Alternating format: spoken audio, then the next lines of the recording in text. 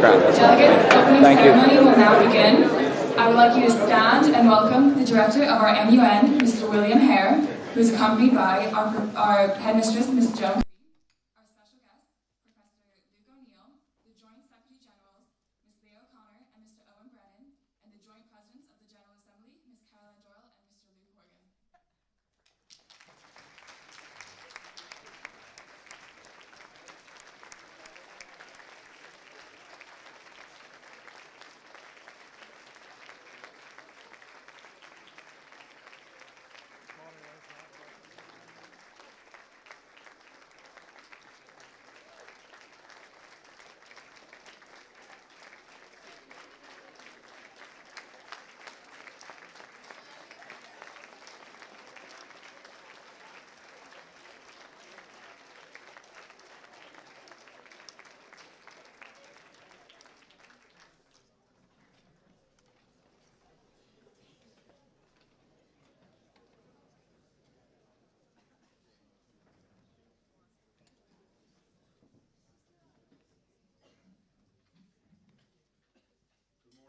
Secretaries General, Presidents of the General Assembly, student officers, staff of admin, press and IT, delegates, advisors, colleagues and guests, Professor Luke O'Neill, I'd like to welcome you all here to Dundee for the 31st St Andrews International Mod United Nations. I'd first like to introduce you to the headmistress at St Andrews College, Mrs. Joan Kirby.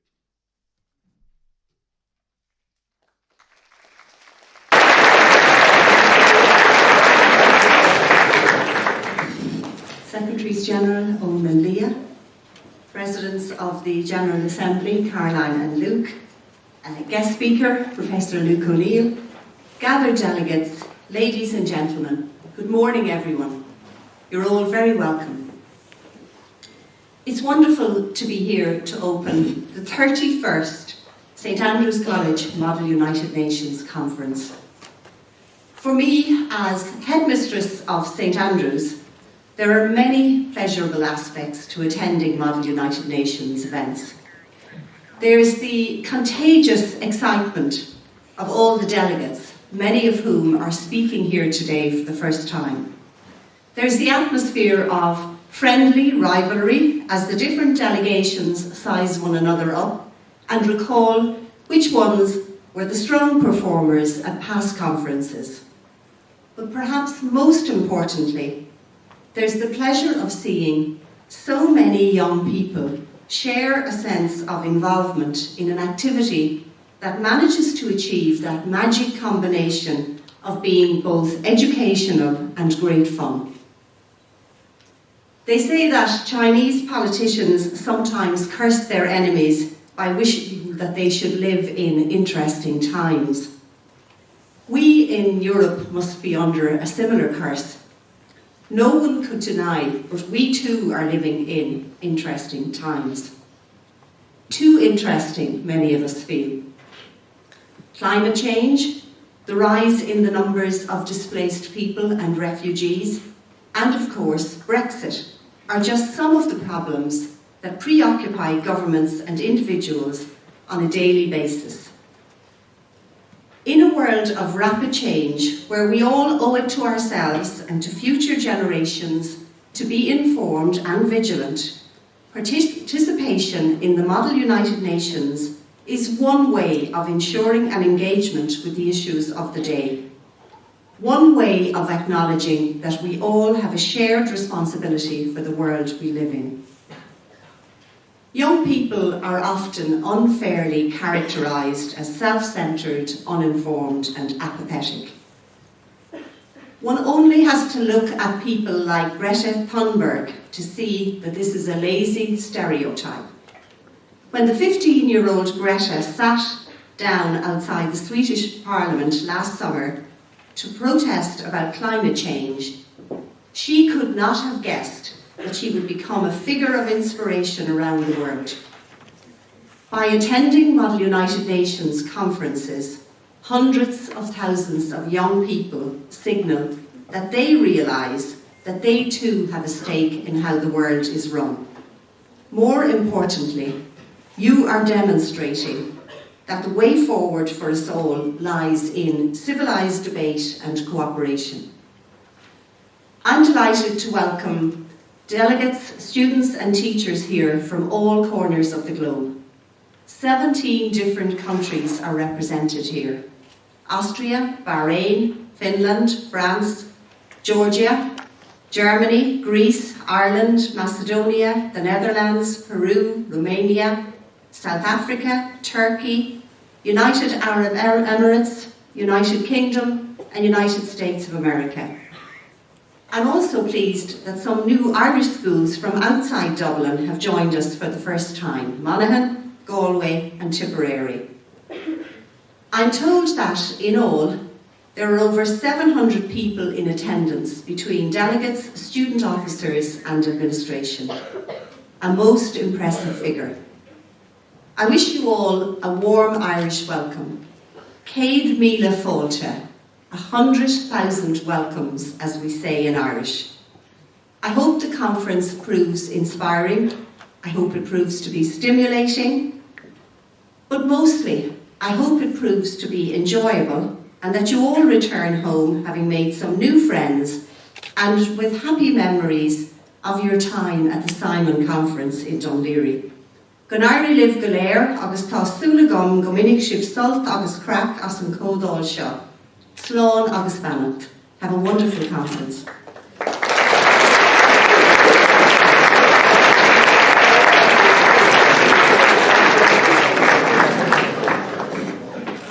Thank you, Mrs. Kirby, for your unwavering support for Mod United Nations.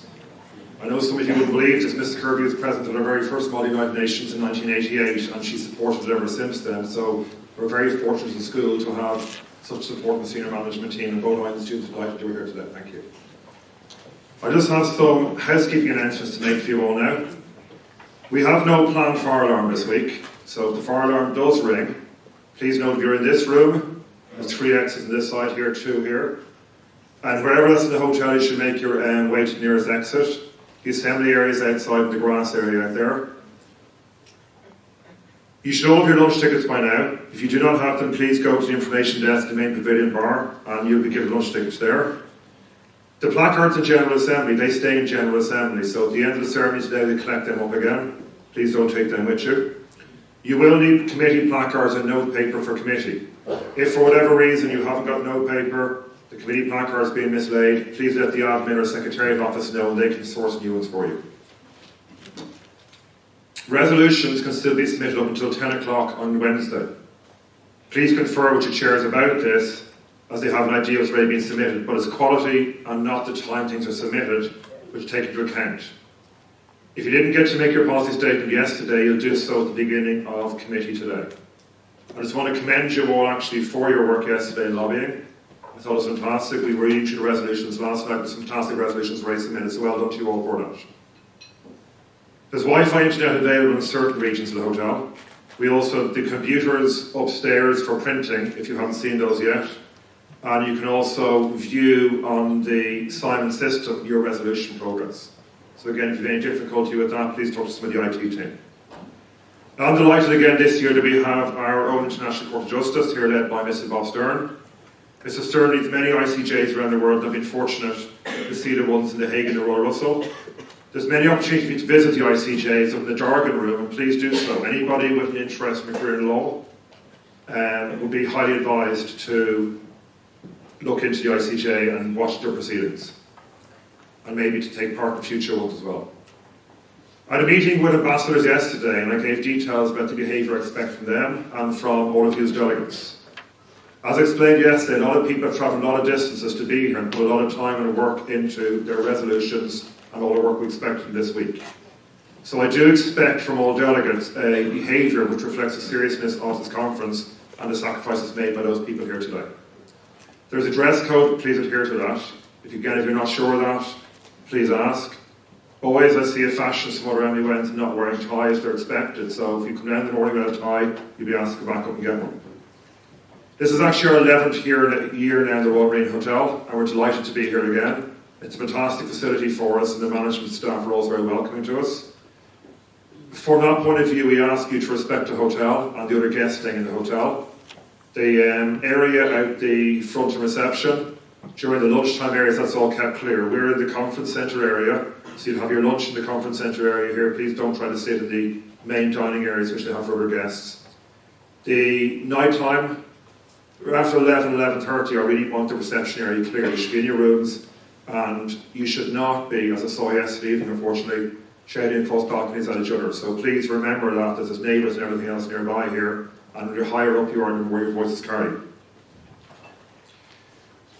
The balcony area up here is a place where you can watch debate. That's not a place where we'd like you to talk, if you don't mind, please. There is a live stream taking place outside in the pavilion bar. There is also, you can follow that on the YouTube channel, the details will be outside as well there. So if you're coming into the balcony, you're coming in to watch debate and the opening speeches today, and also a General Assembly on Thursday, but please don't come in there and talk, because it's quite disconcerting for the speakers down here if that's the case. Again, just to congratulate you all yesterday, Mrs. Kirby said you were nearly 750 students involved in the conference here. You've met your fellow members of your committee, you've already struck up conversations with strangers and discussed in general the various solutions to the issues ahead of you this week. You are already involved, and I congratulate you for that. What I ask of you now is that you would stay involved and engage more this week. You've been given a huge opportunity by your teachers, by your parents to get yourselves here, and you'd be ashamed to take it this week. So even if you're a brand new beginner, we had a fantastic workshop here yesterday with Mr. Gwynn, a brand new beginner in MUN, there's a space for you here. We really want you to get involved and engage, and that's really important for us. Students always ask me, colleagues ask me, why do we do MUN? Is it for the absolute love of the United Nations? No, it's actually because we want to see students like yourselves engage.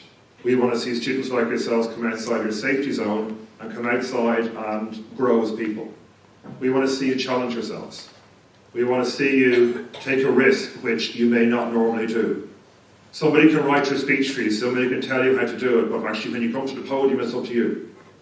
For the admin and IT and press, someone can tell you how to do these things, but then when you're actually faced with dealing with yourself, it's up to you. So this is a week, and this is a chance for you to, as we say, a resilience building exercise, to learn to grow. But to do that, you have to take the opportunities given to you this week, and so on behalf of all of your teachers as well, I really encourage you to get involved here this week. I'd like to introduce our senior student officers to you now. So up on the podium here we have our Joint Secretaries General, so we've got Owen Brennan and Leo O'Connor. We also have Joint Presidents of the General Assembly, Caroline Doyle and Luke Horgan. Step Bannon's President of the ICJ is here somewhere. We also have our Deputy Secretary Generals, Millie Costello and Emma Forbes are here. Alice Doherty is probably up in Security Council somewhere at the moment. We've got a Heads of Administration, Jordan Aaron Spear, who is over here, takes care of all the IT. There's also the Heads of Press, with a copy of the press in front of you, fantastic edition, and that's Shane Hines and Hannah Moran. All of those will have their bios during the week in the delegate press. Please, I encourage you to read it. It's a fantastic production, and again, there's students from some of your schools taking part in the production of that. With Joint Secretary Generals, we've divided up the opening and closing speeches, so I'm now going to present to you with my Secretary Generals, Ms. Leo O'Connor.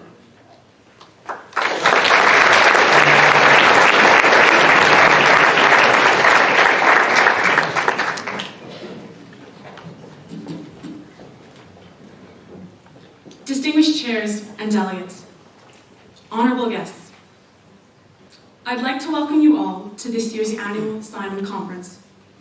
Before I begin, I'd like to thank Mr. Hare and Ms. Kirby for speaking to us all today. I'd also like to say a big thank you to Professor O'Neill for joining us.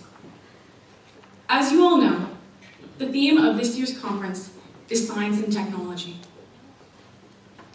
Although the development of our world today is largely the result of advancements in science and technology, many innovators are initially rejected for their ideas.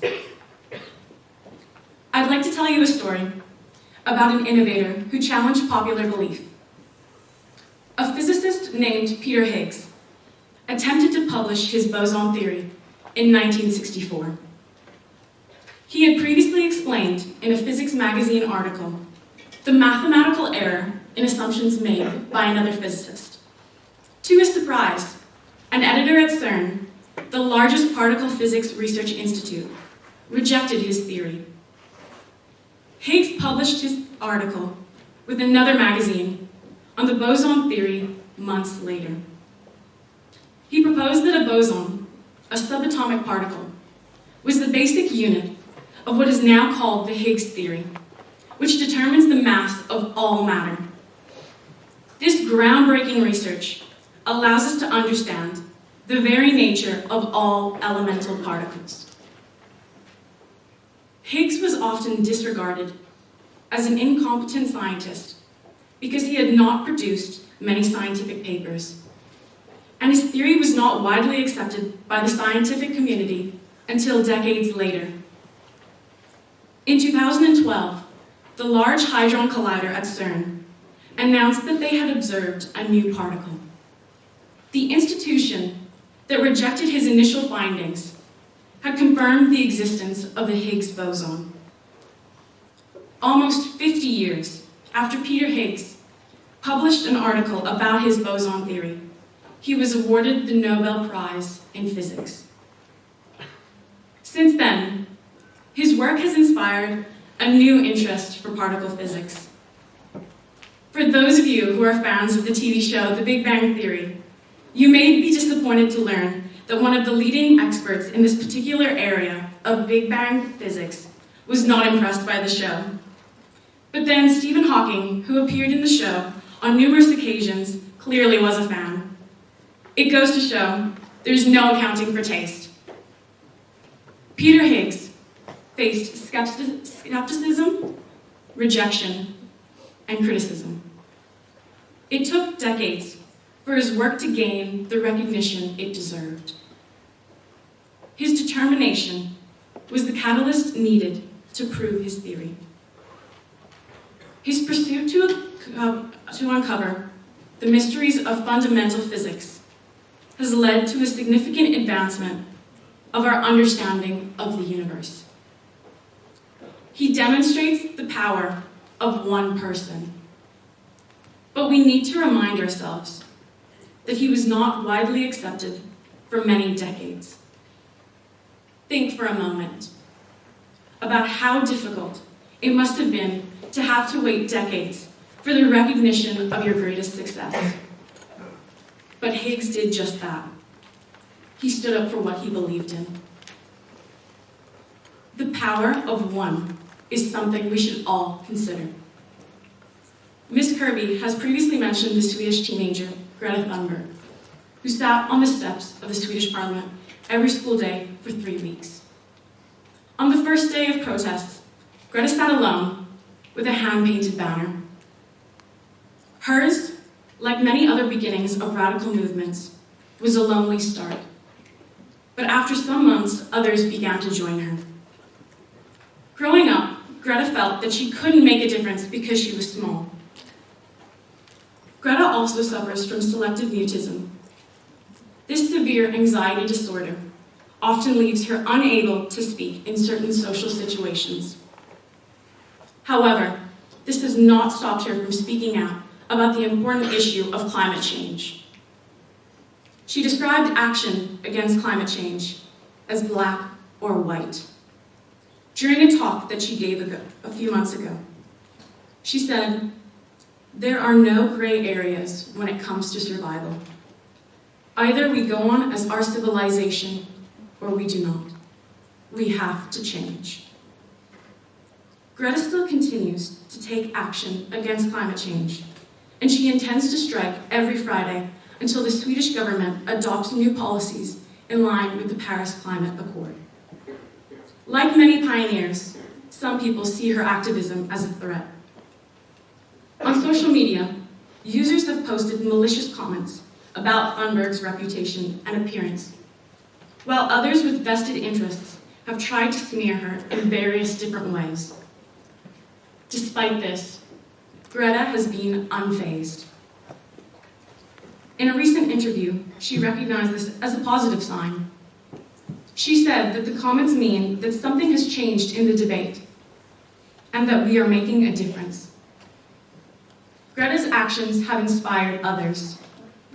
This young girl decided that she could not wait for others to act, and that she needed to seize the initiative. The voice of one individual has caused millions of students to join Greta in her fight against climate change. The environmental campaign, Fridays for Future, has organized rallies across the globe through the use of social media. Students left their classrooms and took to the streets to protest against our changing climate. Some of you may have joined the protests, either in Ireland or abroad. The action of one individual have caused global leaders to turn their heads and listen not just to Greta Thunberg, but more generally to young people. As the future of our planet affects young people the most, it only makes sense that our voice will be heard. But as we all know, this is rarely the case.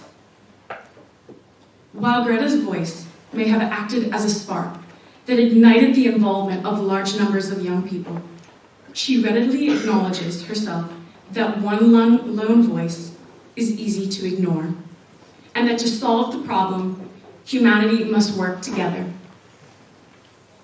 Innovation and new technology will most likely be needed to solve the issue of climate change. The example of Peter Higgs teaches us the need for persistence if we are to develop innovative breakthroughs in the world of science. In the case of Greta Thunberg, we see with the issue of climate change, radical solutions are needed now, and that on the issue of our survival as a species, we do not have the luxury of patience. In the words of Greta Thunberg, instead of looking for hope, look for action. Then, and only then, hope will come. What does Model United Nations mean to you? This is a question I am regularly asked. I usually respond in the typical way that so many of us do. That Model United Nations is about dressing formally, debating certain issues, and representing your school while having some fun. But now I have realized that MUN is much more than wearing formal clothes, getting involved in debates, and going to discos. It's about what Peter Higgs and Greta Thunberg represent. Model United Nations is about standing up for what we believe in. Take this opportunity to stand up for what matters. I urge you to stand up and speak out. Thank you.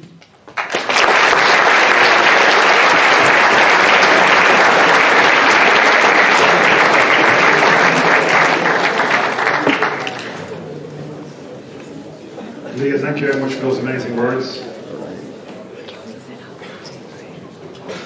It's fantastic to actually see students who you teach on a daily basis in class, in chemistry class, and then watch them up here deliver a speech like that and have ideas like that. So again, just congratulations for that wonderful speech and thank you very much. One of the traditions we like to have at our opening ceremony is we like to have a piece of music. So I'd now like to present to you two of my students, Alex O'Hare and Evie Kelly. You just need to bring the screen up if you don't mind, just so they can sorry. You just need to fit some piano there. Who are going to sing a song, Strong, by London Grammar. So, the screen's for the next part. Alex and Evie, please, thank you.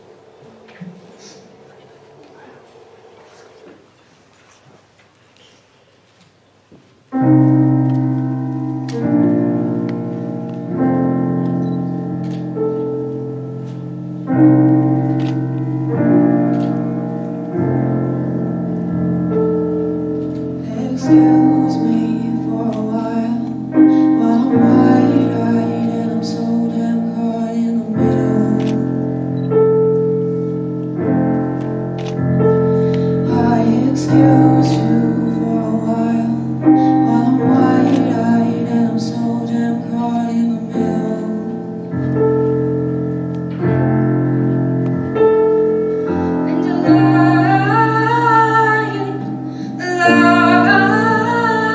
roars when you not listen, and a child cries when you not give them.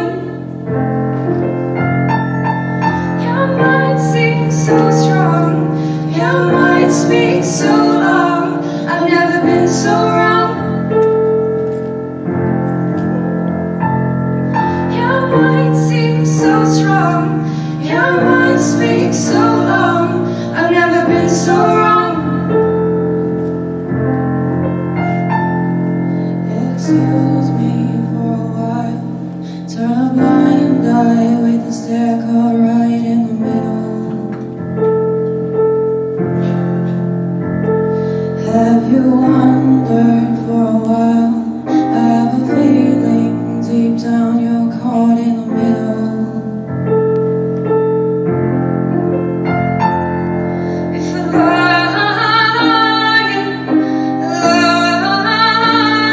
roars when you not listen, if a child cries when you not give them. Your mind seems so strong, your mind speaks so long. I've never been so wrong. Your mind seems so strong, your mind speaks so long. I've never been so wrong. Excuse me for a while I'm wide-eyed and I'm so damn caught in the middle. Have you wondered for a while? I have a feeling deep down you're caught in the middle.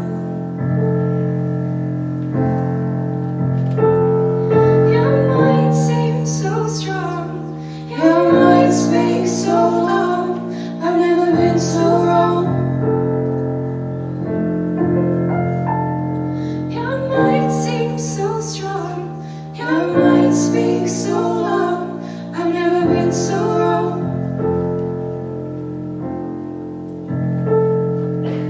Ooh,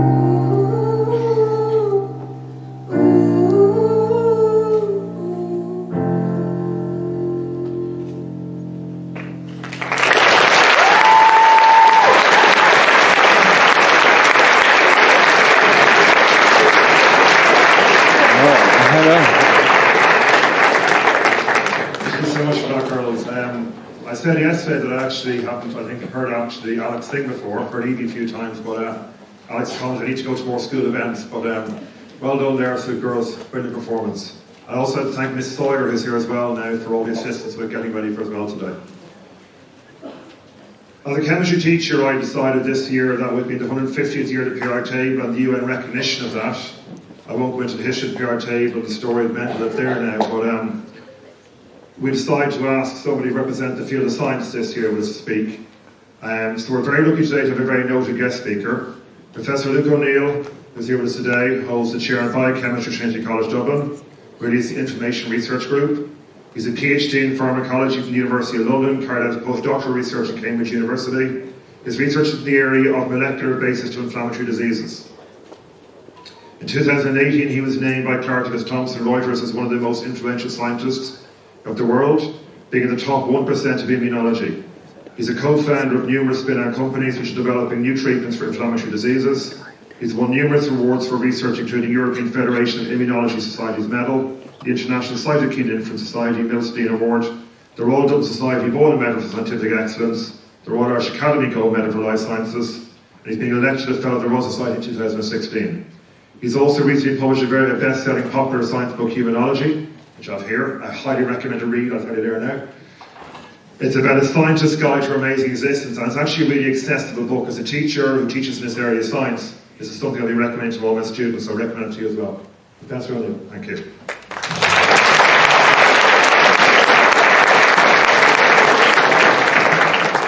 Right, thank you, William. Thanks for plugging the book. It's always nice to see that.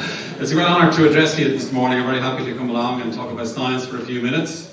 And obviously science pervades all our lives. Everybody in this room is a scientist. You mightn't think it, but we use science all the time to look at the world and evaluate the world in various ways. And of course science can free us in so many ways from all the various things that are happening to us. And of course we heard in the opening remarks there, the key question of today in the world is climate change, and we need science to crack that. I'm going to talk a little bit during my talk. And I'm going to really tell you why it's so fantastic to be a scientist. I've been one now for 35 years, if you can believe it, and I'm still alive. Isn't that marvellous? And I became a scientist, I guess, in my teens. I'll explain that as well to you, because a biology teacher really inspired me as a secondary school student. And I did a PhD, as William said, in London. I became transfixed by the immune system, and the immune system is a very important part of our bodies. It defends us against diseases like viruses and bacteria, and I've made some discoveries, thankfully, in that area. Very importantly, the immune system goes crazy under certain situations and causes mainly things like arthritis in your joints, or psoriasis in your skin, or MS in your brain, Alzheimer's, Parkinson's. All of these diseases involve the immune system for some reason going rogue, and we need your help. We don't know why this happens. Come and join us in this great adventure to discover new medicines for these kinds of diseases. I'm going to touch on that as well towards the end. I thought I'd start though with what science is about, actually.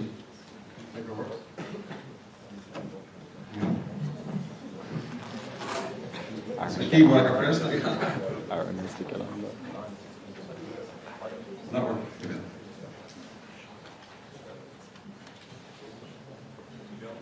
You see, there's always Sod's law in these situations. This is the way to test this technology in the building now. I did this on purpose to make sure that was that's right.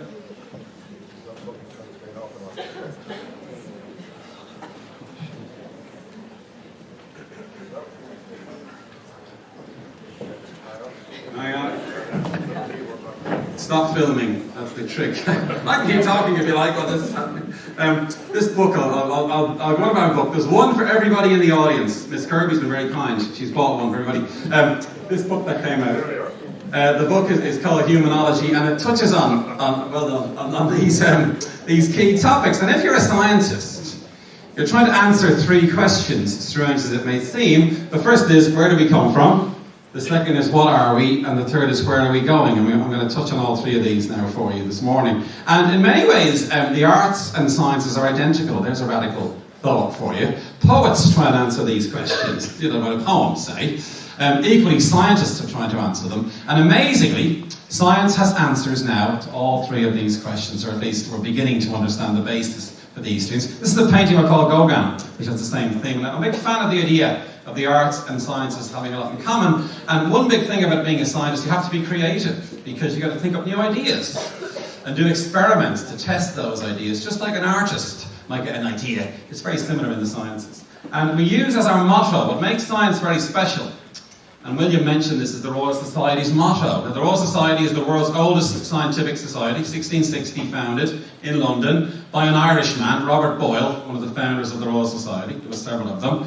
And their motto in 1660 is nullius in verba. That means take nobody's word. Isn't that amazing? And in 1660, that was the motto of the Royal Society. What that means is, show me the data or stop talking, right?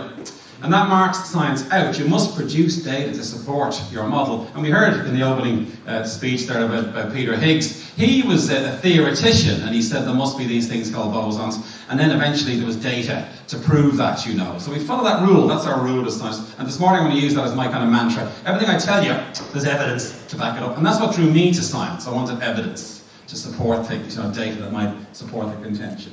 And then, guess what? Big news this morning. Have you heard of Twitter? Yeah, thankfully, okay. I sent a tweet on Sunday. It's gone viral, I believe is the word, whatever that might mean, right? And I'm overjoyed to have a tweet going viral. And I sent this tweet out as a kind of a way, I tweet occasionally about scientific things. And I sent this tweet out on Sunday, and it's about this concept of does correlation equal causation? Have you heard of this? So very often you study something and you see a correlation with something. It mightn't cause the thing. And science often asks what causes something. Biology especially, like what causes arthritis is the big question I'm asking in my lab. What causes Alzheimer's disease? And we wonder what causes, and we're trying to find evidence. and get the cause of these things. And a great example of where this doesn't work was this. Did you realise that the reason babies are alive is because storks deliver them? Did you know that? There's good evidence for this. Here's a correlation between numbers of storks and numbers of babies born in Scandinavia, and the p-value is 0.008. That means there's a correlation here between storks and babies, and of course the conclusion was storks must deliver babies. Forget all that business of going to the maternity hospital and having babies. Storks deliver babies. That's not correct. That's where correlation doesn't mean causation. The tweet I sent out though is this. Did you know that the mad cow disease outbreaks in 1992 correlate perfectly with the Brexiteers? Isn't that amazing?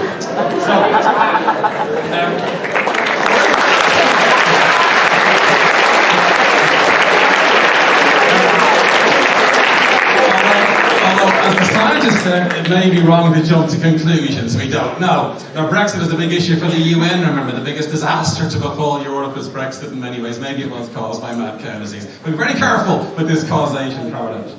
Now, let's move on though to our three questions, one by one.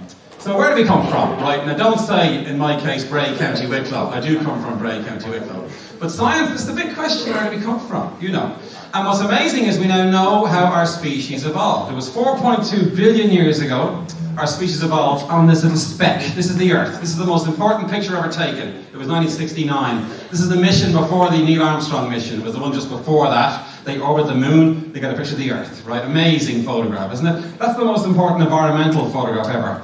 We realised how fragile our planet is when we saw it from the moon, right? And Neil Armstrong famously put his thumb up. He said, I put my thumb up and I blocked out the moon, or the Earth rather. Blocked out the Earth, my thumbnail blocked out the Earth. And he was terrified by this. He said, it didn't make him feel enormous. You might think we're brilliant.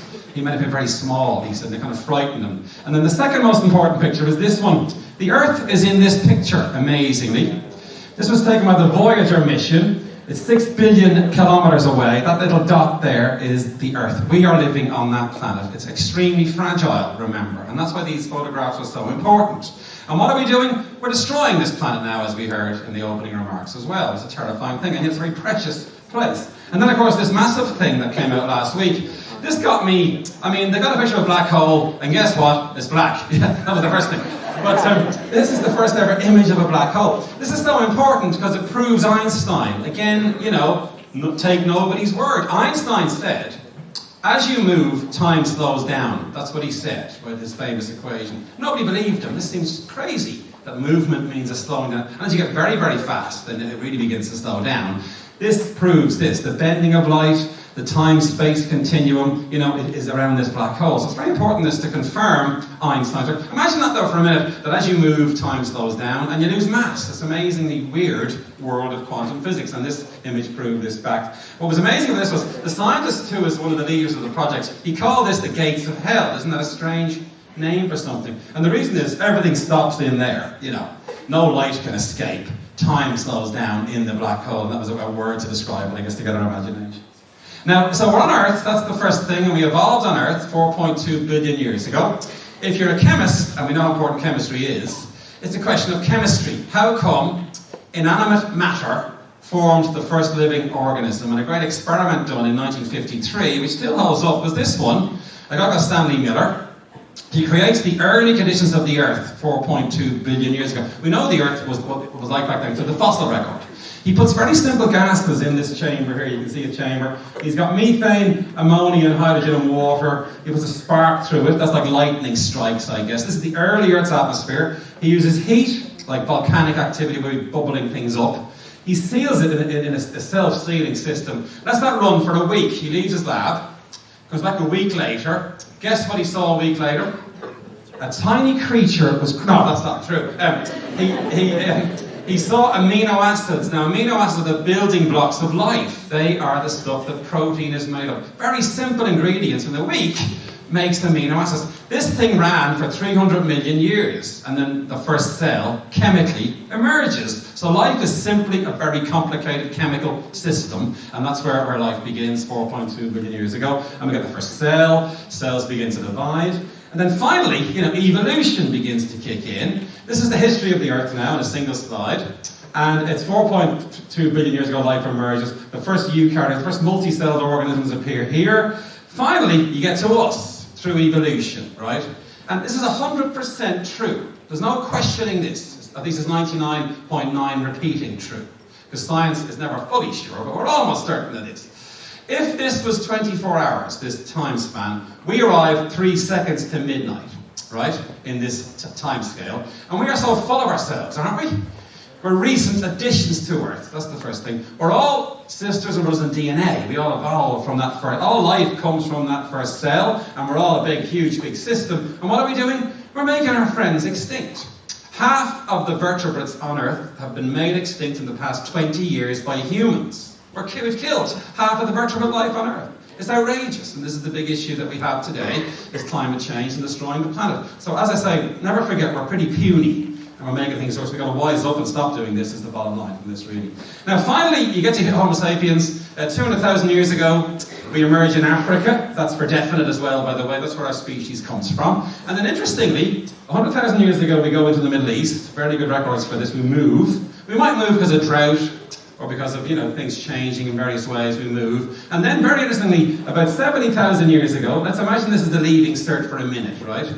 The ones who get 600 points or above emigrate, like they do these days. And some go to Asia, right? And some go into Asia, some go to Australia, and eventually, the biggest mistake of all, we invent Americans. And we end up in America, I apologise for the American delegation today, but we end up in America 15,000 years ago. Now the ones left behind, interestingly, the ones who had to repeat the leaving cert, 40,000 years go to Europe, and then 10,000 years we're in Ireland, right? That's the history of humanity. Interestingly, we meet 2 other species of hominids. These are very close relations with Neanderthals, Denisovans, and we interbreed with them. That was the big controversy. We didn't know if we had, interbred with these more, I guess, primitive types of hominid species. They're not quite like us, they're almost identical. And it was controversial. And did you know we invent a time machine to look back into history to ask the question, did Homo sapiens, Neanderthals, have offspring? And the machine is called a DNA sequencer. We got some Neanderthal DNA, we read it through a code, you can read DNA, and lo and behold, we have some of their genes. From that, we knew then that we'd interbred, and we have those genes. And everybody in this room is roughly 3% Neanderthal. And Neanderthals are Stone Age people, right? They're more primitive. If you're from Kerry, you're 40% Neanderthal. No, that's not offending people. But certainly, we definitely interbred with Neanderthals. We inherited, very interestingly, some of our immune system genes from them. I'm an immunologist, it's my specialty. And some of those genes are very robust. They can fight infection. Those Neanderthals must have been struggling to survive the harsh environment. We got some of our immune system is built from this. And then eventually the whole of the earth is populated by these offspring. We're all descended from them. Now, second question, what are we? Now, there's many ways to answer this one. We're Homo sapiens, clearly, We're a very sort of interesting species. If an alien looked at us, they go, wow, those people are doing all kinds of interesting things. And I talk about all kinds of aspects of this. And one thing I talk about is education, and I'm going to mention this a couple of times. We're clearly a very intelligent species.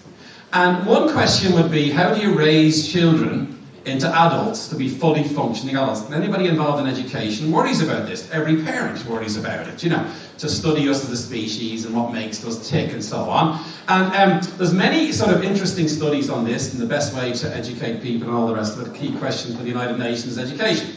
And this is the best science that's been done, in my opinion, on this question of how to raise children. It's called the marshmallow test. And this was devised in the 1970s by a psychologist in Stanford, right? And he gave a marshmallow to an 8 or 9-year-old child, right? And he said, if you wait 15 minutes, I'm going to give you a second marshmallow. That was the test. That's all it was, okay? He noticed 20 years later, that 15-minute test predicted success in life. What do I mean by that? The ones who waited were earning 20% more on average as adults. They had more wages, which must mean they had a better career, I guess. They had more stable relationships, less marital breakdown, less difficulties. Overall, they were more successful by various metrics. A 15-minute test, can you believe it? Could predict your life course. Why was this? Well, the capacity to wait, to think about a problem, think your way through. The ones who waited would distract themselves, put their fingers in their ears, they duck under the table, they film all these kids. They had ways of dealing with the problem. It's called metacognition in psychology. That can be useful all through your life. And those kids who could do that were able to sort of succeed more effectively in their lives. Now, I told that story when I was plugging the book that William mentioned. I was on the 6 o'clock show on TV, and the interviewer asked me, "Oh, that's interesting. Were you like that as a child? Could you, distract yourself?" And when I was 11, I remember vividly, it was in 6th class in primary school. It was a lovely May evening. We're playing football on my street where I lived, and I had the power to go indoors and study. Isn't that marvellous? Like I said, I want to play football. I really want to play football, but I know I've got to go and study. If I study, it'll be good for me. I was able to handle a difficult situation. That evening, I got a text from an old friend of mine who was on the football team, the same as me. He remembered this. He said, "Luke, what are you talking about? You were rubbish at football." He said, "So be very careful when you say things on the TV, you might get into trouble." But metacognition is a really important skill to learn. Then I talk about music, and we heard the great tune earlier. Well done to the musicians. It was a fantastic song to pick there. And we all respond to that song, didn't we? It was brilliant, We love music. There's the brain on music. It's called the vesiculus, this pink that lights up like a big sort of a Christmas tree. We love music. It's a bonding thing among us, it seems. It's about emotion, And of course, we love music in different contexts. Did you know that if you have music in the background, now Miss Kirby would hate me for saying this, always have music in the background when you study on low, okay? There was a study showing low music in the background, you will learn 10% more words per hour if you're learning a new language. Something happens in the brain, calms the brain down. A more serious application was in surgery. Surgeons often have music. 70% of surgeons have music in the background. And the British Medical Journal worried about this. Like, is this good or bad? And they studied 10,000 surgeons. A huge, great big data. The science must involve data. The more, the better. And lo and behold, surgeons with music, the outcome was better for the surgery. Isn't that great? And it's low-level music. I have to be careful, can't be too loud. And I wondered then, what would be the best music to play in the operating theatre? How about Staying Alive? I thought. The one to avoid is Another One Bites the Dust. Music is good in the background, it helps the brain marvellously. And we love humour. You see, you ought to laugh. We love humour. These things make us human, and scientists have studied all these things, explain what a wonderful species we are. And then finally, where are we going? And that's the big question, of course. Science is always about the future in many ways. You understand stuff about science, and it's a wonderful thing to understand the world. And in fact, the first motivation for science is just curiosity. We're very curious as a species. But of course, we hope those discoveries will make a difference and will help us in the future. And this is a really great topic now. The world is getting better. And there are many problems, of course. But science is making the world better for many of us. And there's various things to think about. My own area now, briefly. I work on the immune system. So what I'm trying to understand is what's it made of? What are the cell types in your body that fight infection? It evolved to fight viruses and bacteria. It's a constant battle.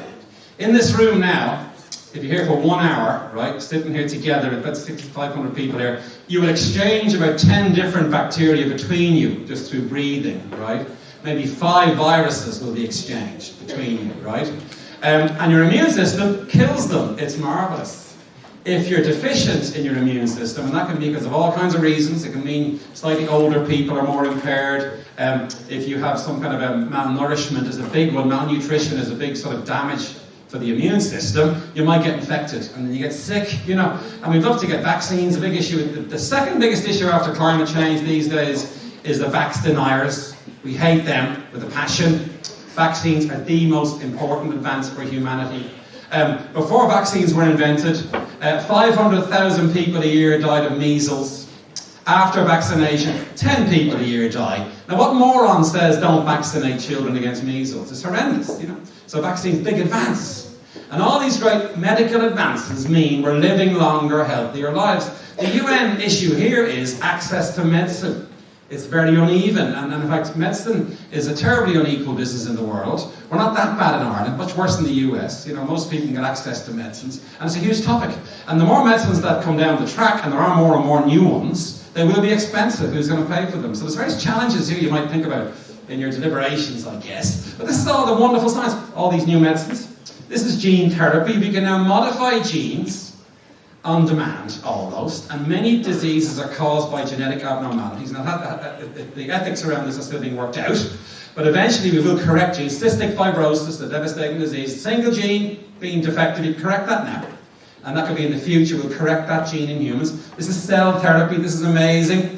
My lab does work on this. You can take cells out of a cancer patient from their blood, right, in a test tube, supercharge them cleverly to kill the tumour, back in the body, and the cells now kill the tumour. That's curing leukemia in children. It's called cell therapy. It's fantastic. And then stem cells. It's a fascination. You can grow organs in a dish, amazingly. And that kind of is the future. If you need a liver transplant, grow a new one. Or a kidney transplant. Last year, they grew a beating heart in a dish from cells. It was beating. In the dish, the muscle was beating. So we see this as a massive advance. Now, we're talking 5, 10, 15, 20 years down the line. And our hope is we will find new medicines. My own research is trying to block this process called inflammation. That happens when the immune system goes crazy. And we have a drug for Parkinson's in development. In that part of your brain, the immune system gets very irritated and causes all the death of that part. We can block that with our drugs, slow down inflammation. So again, the future of medicine is very exciting, we think, and we're very optimistic. It will take time. The question will be who can afford it, as I said, and these are things we must consider. And then, the other where we're going as well, by the way, so new medicines for us, the species is great. We're also heading towards extinction. Now, it turns out that all life on Earth eventually becomes extinct. There's a sobering reality. No species has survived extinction. It evolves into a different species. The dinosaurs, 66 million years ago, wiped out by a meteorite. Without them becoming extinct, we wouldn't have evolved. They left a niche for us to occupy, you see. So, and we ourselves, sadly, will become extinct. There's a cheery prospect for you all to think about. It could be a million years from now, but still we're heading towards this ultimate. And even worse, we are speeding up extinction on Earth. There are effects on climate change and so on. The big issue that I guess will come up a lot here. Now, the beauty of this though is, it may look like it's a doom and gloom scenario for us. We have the power to stop this. And we have the power to do great science to help us, right? And all over the world, there are hundreds of thousands of scientists in labs, including my one in Trinity, trying to make discoveries that will make a difference to us as a species. The Large Hadron Collider that was mentioned earlier. This is 10,000 scientists from 55 countries collaborating. Isn't that magnificent? To discover the basis for matter. Did you know, in that machine, 2 years ago, for like a nanosecond, they created the same energy that's in the sun in that nanosecond. Isn't that incredible? If we could capture that, we'd have a source of power for the Earth, you know. So there's fantastic things happening in the Large Hadron Collider. There's the Higgs boson. Actually, there's an image of it, and that explains why things have mass. They're still trying to find out more about that. It's a very brilliant discovery, as we heard. There's the International Space Station. Again, the Russians and the Americans collaborate in that, and you've heard of this fantastic things going on in the space station. So science overall, then, is trying to make things better for humanity in all kinds of ways. And let's hope that continues, that we use science to the benefit of everything. It's being done in your name, remember. And all the citizens of Earth, the scientists are doing things for them, you know, and the next generation is the overall goal of this. And then finally, just to talk about education, given that we're here as well with this topic. You can't beat education, and some people here might want to be teachers. It's so important, education, because it means you're training the scientists and engineers and doctors of the future, and that's very complicated. You've got to train people towards this very complex business to be in, right? Secondly, it means things like social inclusion. It means things like educating women. This woman is very famous. You've heard of Yousaf, you want to know about Price. She defied the Taliban to educate young women. A massive effect then through her attempts. I also quote John Glenn, the famous astronaut who was the first to orbit the Earth. He said, when Americans moved west during the great age of exploration in America, the first thing they built was a schoolhouse and took on a school teacher. Isn't that amazing? Because they knew we must have education to help our young people to develop and live full lives, is what it's all about. And then I was on the radio in August talking about my book and being interviewed. And Keelan Shanley, the journalist, asked me, were you ever inspired, or what made you become a biologist? And it was a teacher. I went to Pres Bray, and we had a biology teacher called Mr. Mooney. His name was Fran Mooney. We thought he was the coolest thing ever, right? He was 26 when he was teaching. We were his first class. And he came in with long hair. This is 1977, by the way, which is a long time ago now, I know. His jeans were even torn, but we thought it was cool, right? And he told me about DNA in 5th year. I can still remember where I was sitting in the classroom with the sun coming in the window, and he'd talk about DNA. So, wow, that's cool.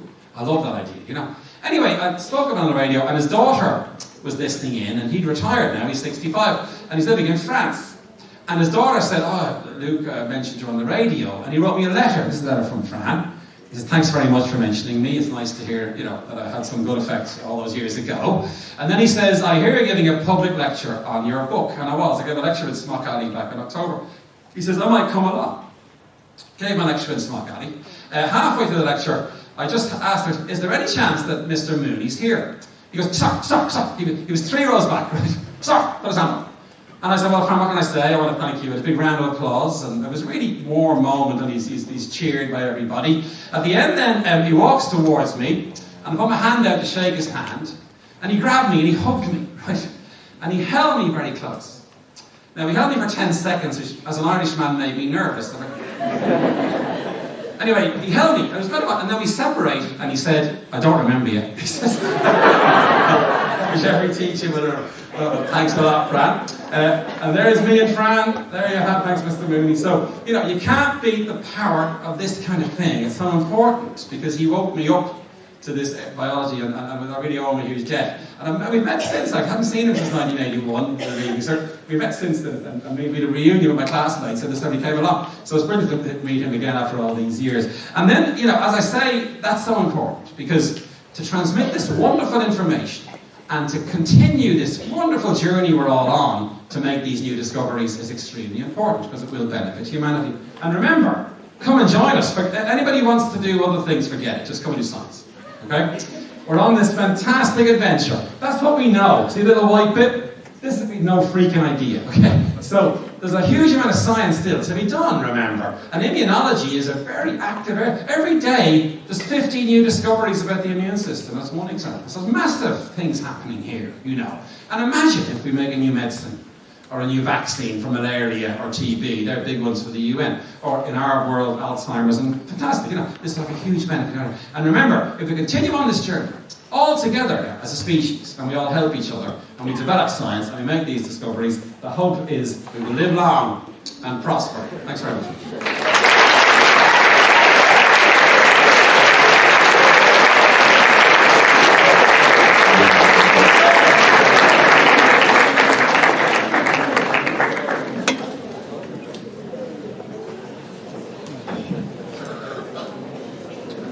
First saw Luke O'Neill speak at a meeting for the Irish Science Teachers Association many years ago, inspired by them. So thank you so much again for that wonderful presentation, I think. As a science teacher myself, Mr. Kirby's also a chemistry teacher as well. We really want to promote science, not just science, we want to promote all forms of education. I think he touched on so much there. And hopefully among you are some future scientists who make some future discoveries for us all as well. Just on behalf of us, I'm going to ask Owen now to present you a small token of our gratitude there. And again, big round of applause please for Professor Luke O'Neill.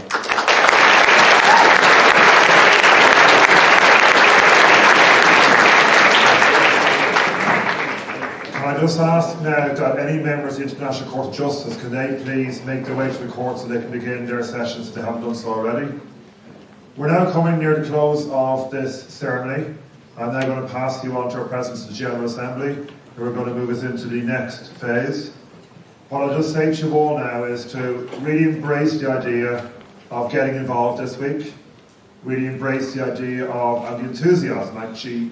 Luke, you brought some great enthusiasm as well to the proceedings this morning. So embrace that enthusiasm, embrace that getting involved, and just get yourselves involved. So thank you very much, and enjoy yourselves for the rest of the week. Thank you.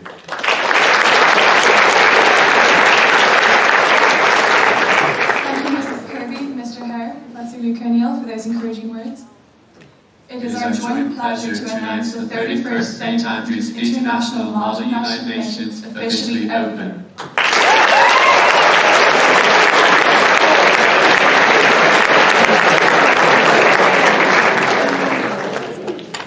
The first speech today will be made by the 3 Security Council countries who have their ambassadors here, followed and then starting in alphabetical order from Ecuador.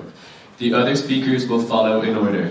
Rather than delay time on a roll call, we are taking the role as the ambassadors speak on the podium. We will now call up the first 10 countries to make their opening speech.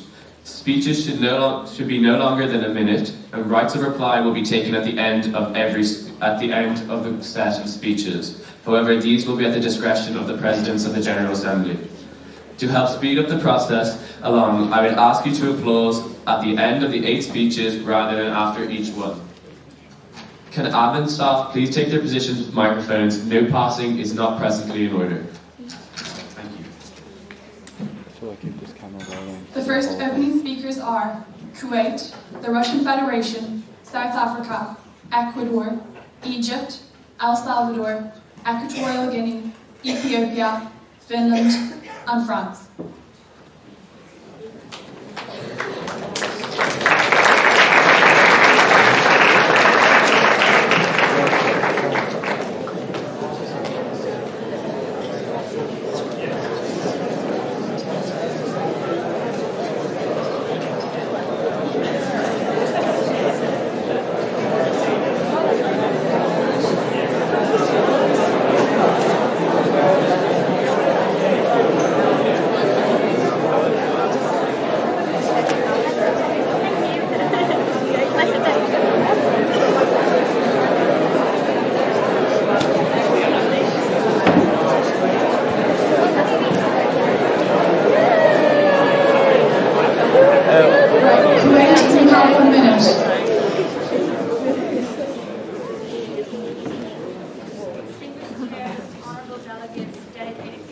Thank you for being here today. Jabir al-Ahmad al-Sabah, the third monarch of Kuwait, once said, "Kuwait is our origins and branches, security and resolution, protection and glory, the past, present, and future." Kuwait has had many trials and tribulations since that time, but still these words stand true. Today, and all days hence, Kuwait and its representatives will stand up for what it believes is right and to solve problems that it believes need to be solved. Whether these problems are the crisis in Yemen, social media affecting elections, antimicrobial resistance, the transfer of environmentally sound technologies to developing countries, striking the balance between protecting human rights and fighting terrorism, or the rise of cybercrime, Kuwait will be there with solutions and critiques, and the delegation of Kuwait hopes that everyone in this room will help us. Thank you. Delegates, please hold the applause for the end of the block of speakers. Russian Federation, you have 1 minute. It is the delegation of Russia's pleasure to be at the 31st Annual St. Andrews Model United Nations. All delegates from Russia wish to remain actively engaged with the debate in the following days. And as a permanent member of the Security Council, we wish to take that responsibility to work towards finding meaningful resolutions to all issues faced in our committees, with specific focus on solving territorial disputes as well as all global conflicts that we are trying to work towards at this conference. Thank you. Delegates, once again, please hold applause until the end. South Africa, you have 1 minute. Secretaries General, Presidents of the General Assembly, fellow delegates. The delegation of South Africa is proud to be here at the 31st Annual SAIMUN Conference. South Africa, as one of the 51 founding members of the United Nations in 1945, recognises the indispensable role the UN plays in addressing the contemporary global challenges that are presented to us today. South Africa is committed to promoting and achieving its vision of an African continent which is prosperous, peaceful, democratic, non-racial, non-sexist, and united, and which contributes to a world that is just and equitable through effective multilateralism at both the regional and global level. We strongly believe in the power of the United Nations to act, not as a forum for discussion, but as a medium for change, and hope that this conference realizes solutions to improve the lives of the many for the better. Thank you. Ecuador. Fellow delegates, the delegation of Ecuador is honoured to be at this conference. Ecuador is a South American country that gained independence October 9, 1820, with a population of 16.62 million. We are very proud to say that we are one of the founding members of the United Nations. The economy of Ecuador is the 8th largest in Latin America, based on the export of oil, bananas, shrimp, and gold. We are also considered the most environmentally diverse countries in the world and has contributed notably to the environmental sciences. The Ecuadorian state consists of 5 branches of government and is governed by a democratically elected president. Ecuador has achieved many things since gaining its independence. This includes free education for all, healthcare for all, and currently tackling and eradicating hunger is now a priority for us. We are a thriving nation and are very proud to say that. the show and the Rival Conference. Thank you. Egypt.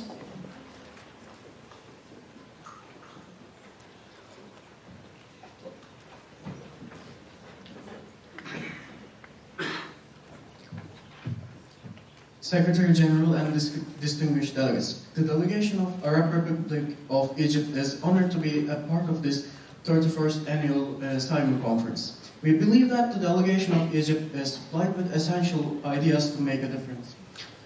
As we all know, Egypt is one of the most ancient countries in the world. Egypt's long and rich cultural heritage is an internal part of its national identity which has endured and often assimilated various foreign influences, including Greek, Persian, Roman, Arab, Ottoman Turkish, and Nubian.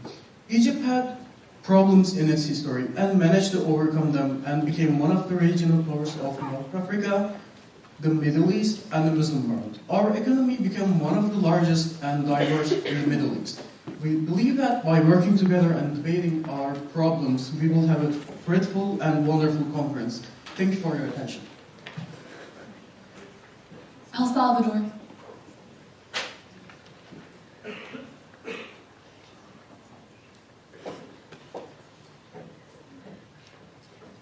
Honorable Chair, fellow delegates, and esteemed guests, El Salvador is proud to be part of this annual MUN conference. El Salvador is a nation that takes pride in its heritage, people, and accomplishments. We are committed to peace and cooperation with our neighbors. We have overcome a great amount in our past, and especially our long-lasting civil war. In the last decade, the world has faced a growing issue concerning the livelihood and well-being of an enormous amount of people. Many have been forced to migrate from their countries due to national crises, civil war, religious discrimination, or political conflicts. But when nations have a stagnation in economic, social, and educational development, migration cannot be helped. Parents want the best for their children, and their only option is to let their kids go, make the treacherous journey north, and hope that they successfully enter through the United States. We need to work together to lessen this need by making development possible for citizens of all ages, so that as an interdependent world, we work together, share the burden, the desire for peace, and end up with mutual prosperity. Thank you. Equatorial Guinea. While Equatorial Guinea is relatively small in terms of delegation and country size, we will debate a storm at this prestigious conference. We will not succumb to Western ideals. We will have our voices heard. Equatorial Guinea will also make full use of their place on the Security Council, where we will ensure that the West does not dominate topics that do not only concern them, such as cyber warfare, in which we will not be willing to roll over in the face of Western supremacy. The delegation of Equatorial Guinea would like to refute any and all malicious allegations made against them, which have been made in an attempt to destabilise their national standing.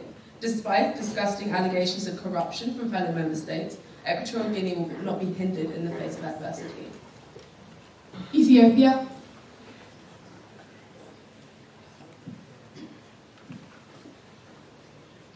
Honourable Chair, esteemed guests and fellow delegates, we the delegates of Ethiopia are honoured to be attending this prestigious conference. The Federal Democratic Republic of Ethiopia is a landlocked African country with a population of over 102 million. The politics of Ethiopia takes place in a framework of a parliamentary republic, wherein the Prime Minister is the head of government. The President is the head of state with only ceremonial powers. According to the IMF, Ethiopia was one of the fastest growing economies in the world, registering over 40% economic growth from 2004 to 2009. The Ethiopian government's relations with the US and in the West in general have been centred on military and economic cooperation. In addition, Ethiopia maintains diplomatic links with China, Israel, Mexico, and India, among other countries. We, the delegates of Ethiopia, are looking forward to the next few days of productive debate in all committees. It is vital that we, the United Nations, work effectively together to solve these pressing issues. Finland.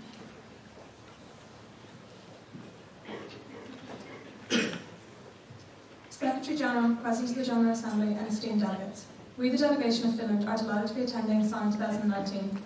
Finland joined the UN in December of 1955 and are honoured to be a part of this movement for peace and progress. We believe that the UN is crucial in today's world as we face problems such as the rise of the far right and the difficulties we all face from immigration due to war and economic poverty. Finland has a history of championing equality for all, from giving all women the right to vote as early as 1906 to giving free education to all of our citizens, even at university level, as we believe that education is a stepping stone to progress. The acceptance as a member state strengthened the international position for a small country. From the very beginning, the UN became an important part of Finland's foreign policy. Early participation in peacekeeping, which began in 1956, earned Finland the title of peacekeeping superpower. Finland has participated actively in the development of public international law, multilateral disarmament negotiations, and multilateral development cooperation, among many other issues. On behalf of Finland, we are delighted to be participating in SAIMUN 2019. Thank you. France.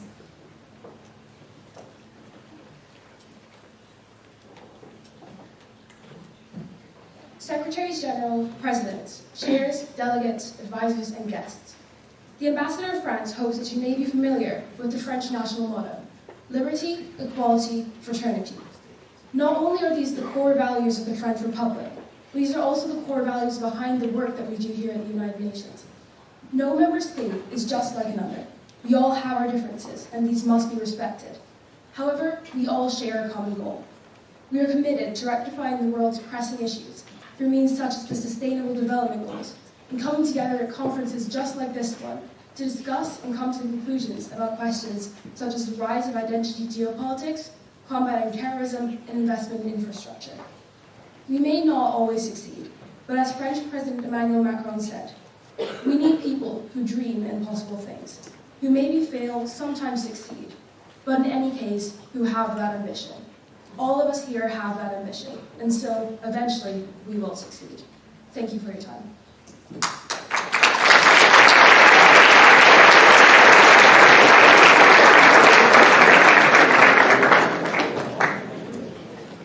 Thank you very much. Professor O'Neill, Mrs. Kirby are going to go to the part of the room. Can we give them a round of applause, please, for our speakers this morning?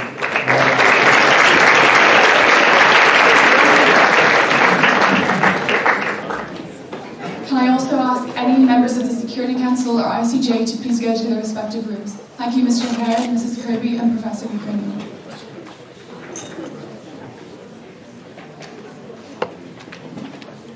The Presidents of the General Assembly would like to remind all delegates that we'll be entertaining 2 breaks throughout opening speeches, the first of which will be at 10:25. With that, we'll now be moving on to our next speakers. These will be Germany, Greece, Hungary, India, Indonesia, Iran, and Iraq. Please approach the podium.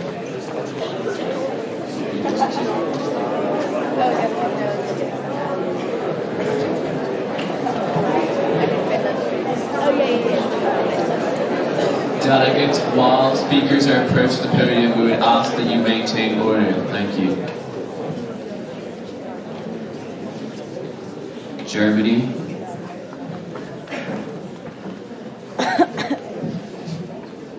Your Excellency, the Executive Board, the most distinguished delegates and guests.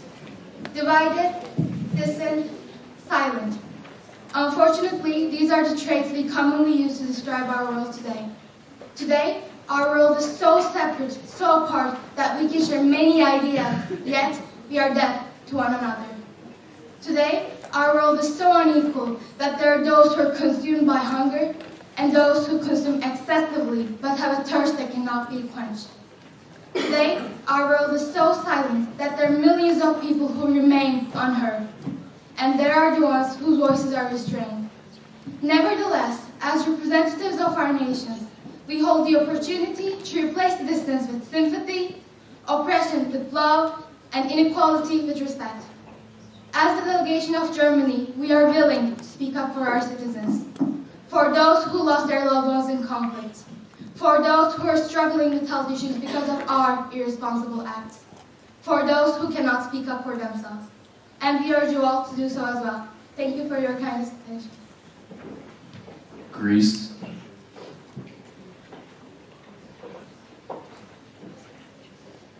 Honourable Chairs and fellow delegates, it is an honour for Greece to be present at this conference. Greece is a country with a rich historical and cultural heritage, which continues to resonate throughout the world today, notably in its philosophy and politics. Our political history spans from the foundation of democracy to a monarchy to a dictatorship, which gives us a special appreciation for diplomacy. As austerity measures rage through Greece, we still highlight our right as a sovereign nation to make internal decisions in the best interests of our citizens. Such decisions often need to be free from international bureaucracy. Our current economic state is exacerbated by the ongoing migrant crisis and the actions of Turkey. We acknowledge the need for international cooperation in addressing these issues, so we look forward to a week of productive debate. Thank you. Hungary.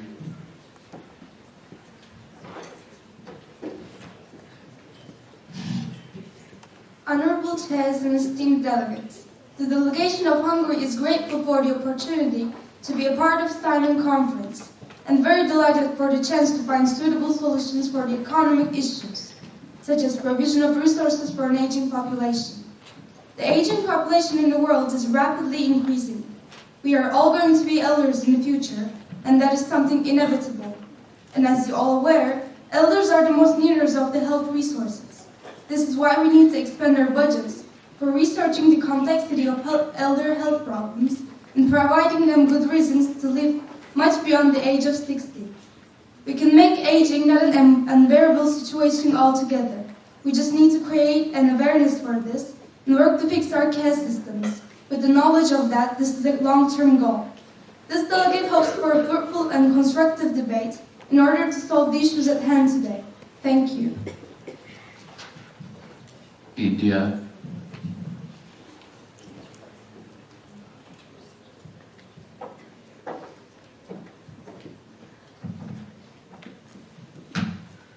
Secretary General, honorable guests, and fellow delegates. The Republic of India feels honored to be represented in this prestigious conference. We're humbled by and thankful for such an opportunity. As you all know, India is the biggest democracy in the world, with a huge population of more than 1 billion residents. This has granted us the position of regional powerhouse and nuclear weapons state. But regardless of any of that, one of the things that we truly take pride in is our brilliant youth that contribute to India being such a fast-growing economy. Through constant innovation, we're able to develop our society along with our economy. The up-and-coming generation promises a bright future without losing our connection to history and national pride. This connection is a natural result of a great history spanning 6,000 years, a history of power, revolution, and peace. The sheer willpower that we have always exhibited translates into our desire to always do better. And that is what makes us so proud to stand here today with the rest of the world. We see the same greatness and capacity in every country we will engage in debates with, and we hope that these debates will yield fruitful results for everyone. Thank you. Indonesia. Honorable chairs, esteemed delegates. The delegation of Indonesia is delighted to be attending the 31st Annual SAIMUN Conference. It goes without saying that there are a lot of problems in our world today, too many to discuss in a single one conference. But we still hope, over the course of the next few days, adequate progress is made throughout the debates on problems we thought unsolvable will have a solution. As the largest island, we would like to play a large role in aiding the fruitful debates across the conference. Indonesia has been a committed member of the UN since the 1950s and has always strived towards the progression of ourselves and others. Indonesia takes pride in our diversity, culture and landscapes. And although recent controversies have damaged the colourful image of our nation, we hope we can move forward with our heads held high and our nation connected. And with that, we hope for some fruitful debates. Thank you. Iran. Honorable Chair, fellow delegates, and esteemed guests. I'm here from behalf of primarily the Iranian delegation and Iranian people, but also of all the developing nations. It is time for the West to stop creating double standards. It is time for the West to stop westernizing not only us, but all of the emerging countries. The West must stop exploiting the developing countries as if it is their property. Where is the freedom and happiness that the West is trying to convey and achieve? Why is the West setting sanctions on us as soon as we do not accept a certain change? Why should we, the Middle Eastern bloc, the whole of African and South American continents, give our natural resources to you for practically protection from yourself. We are alarmed that the West's attitude towards more vulnerable and progressing countries has not changed since the League of Nations. The social media that is part of our daily lives today is just a brainwashing machine of the masses. The West is aiming to create a generation of obeying robots out of ordinary people. They seek to eliminate culture, religion, individuality, and ethics out of us, the ordinary people. Why should we become manipulators and create a population of robots? We're going to defend our stance and not going to accept this change. Thank you. Iraq. Secretary Generals, Presidents of the General Assembly, Honourable Chairs and fellow delegates. We, the delegation of the Republic of Iraq, are delighted to be represented at this year's St. Andrews Model United Nations Conference. We feel strongly about many of the issues being discussed in various committees over the next few days and hope to find comprehensive and sustainable solutions to each one. As a nation, we are still rebuilding ourselves from the devastation and destruction caused by the brutal war that ravaged our country for the best part of 9 years. We have faced crippling sectarianism and an internationally displaced persons crisis, and perhaps most destructively have just concluded a 3-year campaign to drive the Islamic State from the third of our country that it controlled. Yet despite the cycles of warfare that perpetually plague our republic over the last decade, we have taken affirmative steps towards building our government, strengthening governments, tackling corruption and economic reform remain critical to our country's long-term stability, and we are committed to achieving these goals. We look forward to engaging in productive debates over the coming days and would like to take this opportunity to wish all delegates the best of luck.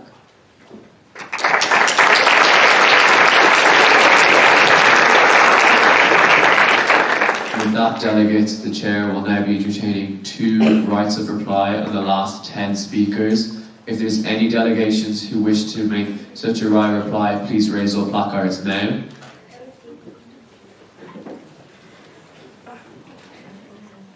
France and the United States of America, you have been recognised. Can admin please get those 2 delegations a microphone?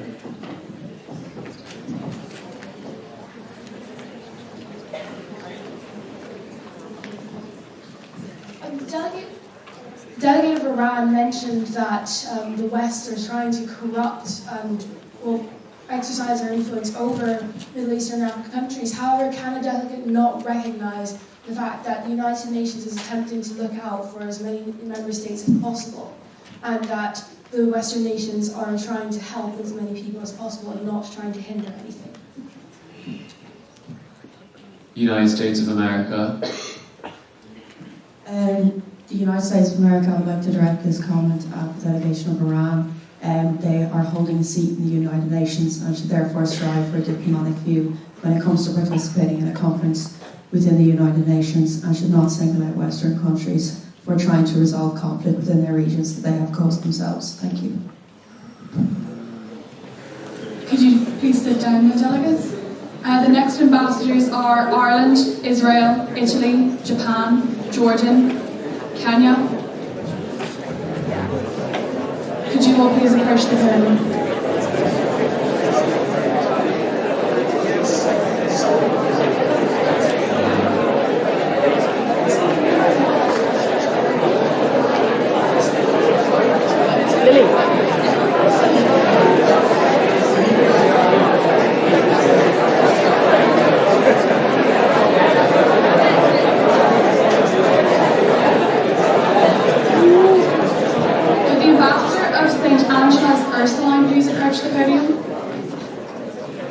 Ireland, you have the floor.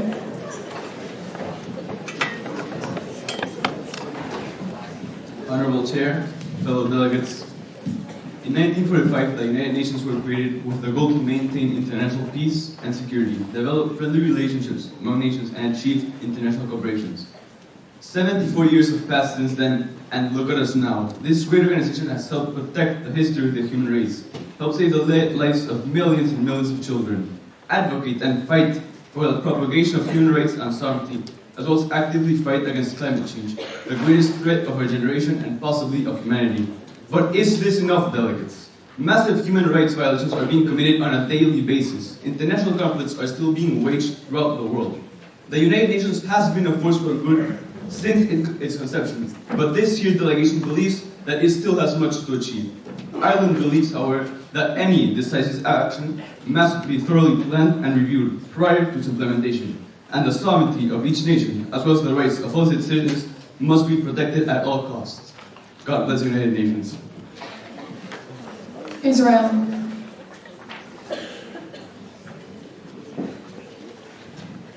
Honourable Chairs, esteemed delegates, ladies and gentlemen, we, the delegation of Israel, are honoured to be represented in this prestigious conference. Since our formation in the year 1948, Israel has had a substantial and important part in the international community of the United Nations. And look how far we've come. Decisions made at these conventions have shaped and altered every element of modern-day civilization, in the case of Israel and all other member states. We are eternally grateful for this opportunity to alter the future by changing the present. We're excited to debate topics along the lines of the balance of terrorism and human rights, and the question of social media and elections, among many others.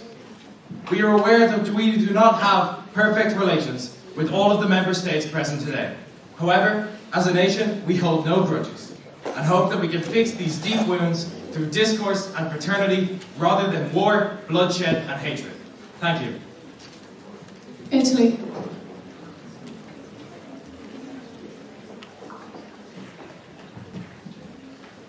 Honourable Chairs, fellow delegates and ambassadors, distinguished guests, Italy has been in the UN since 1955 and is the 5th top contributor to the UN budget, as well as being a founding member of the EU. It administers justice and is firmly committed to fighting crime, racial and religious discrimination, as well as terrorism worldwide. Italy believes in a pragmatic approach to the world's problems, such as the distinct rise in cybercrime, ending malnutrition in Asia, and others that will be discussed in the following days. As for our neighbours, France, we speak out our condolences for their recent loss of Notre Dame.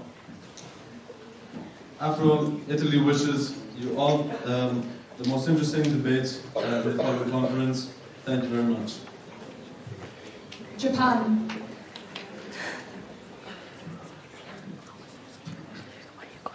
Dear delegates, honourable chair and esteemed guests, on December 18, 1956, Japan became the 80th member state of the United Nations, with the aim of saving the future generations from the horrors of war. Ever since, Japan has been a proud member of this powerful and world-changing organization, and over the years of its membership, it has put a great effort into achieving the diplomatic goals that cannot be achieved by one country alone. Our spearheads for this year's conference are development, education, and safety. Because education is the driver for change and development in the world, and next to that, without safety, no growth can take place. Today we are gathered here to form corporations and work together, to create a sense of unity amongst ourselves, and to make the world we live in today and the world of the future a better place. It all comes down to this: in union, there's strength. Jordan.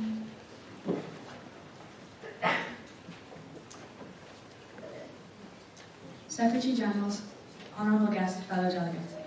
Jordan is delighted to attend the 31st Annual St. Andrew's MUN Conference. Jordan became an independent state in 1946, becoming the Hashemite Kingdom of Jordan, after gaining sovereignty from the United Kingdom.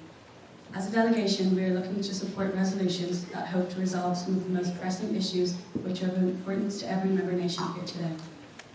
We are extremely alarmed by the threat posed to our nation, as well as many others, by terrorist organisations whose extreme ideologies undermine the development of any nation. For this reason, we look forward to debating the question of the balance between protecting human rights and combating terrorism. We are ready to contribute to the next few days of debate with our ideas and opinions.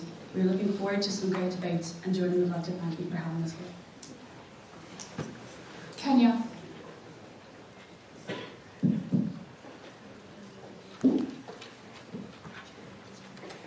Secretaries Generals, Presidents of the General Assembly, fellow delegates. The Republic of Kenya is proud to be here at the 31st Annual SAIMUN Conference. Kenya is a diverse country with more than 40 ethnic groups, famed for its natural beauty and thriving wildlife. As a result, we are committed to multilateral solutions to resolve the environmental crisis that threaten all countries. We believe that the Special Conference on Technology can benefit Kenya in many ways as we continue to develop. Agriculture plays a vital role in our economy, accounting for 70% of our workforce. But in times of drought, Kenya faces many difficulties as our main source of income can no longer thrive, leading us to further poverty. Our rapidly developing nation faces many challenges, however. From ensuring an increase in technology, we can expand job opportunities for our citizens, taking pressure off the agricultural sector. We strongly believe in the power of the United Nations to act not only as a forum of discussion, but as a medium for change, and we hope that this conference can open life-changing opportunities for all. Thank you.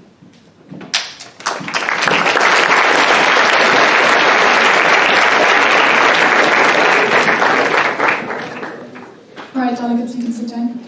At this time, there is now going to be an opportunity for any delegates to leave and swap with the other delegates that are waiting outside. This will be a very, very quick changeover, so please try your best to hurry.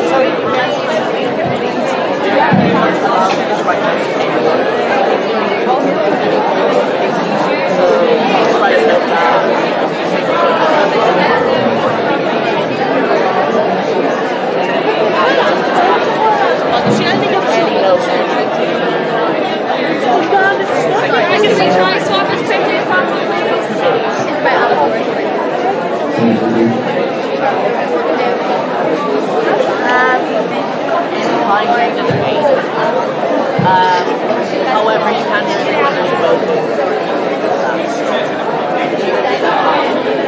Unless the chair takes a spend passes. Like, watch it, watch it, watch it. Now what? Let's see if it's.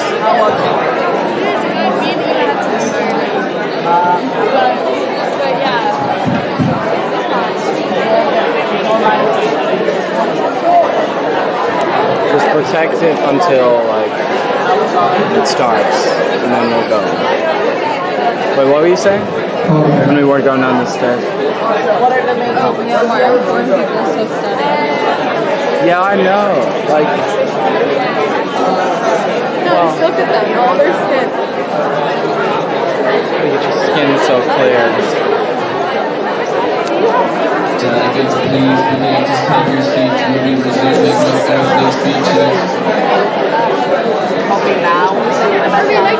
We'll wait until everything's done. Delegates, please begin to take your seats. This is not a break. All delegations should change over by now. We'll be resuming ambassador speeches.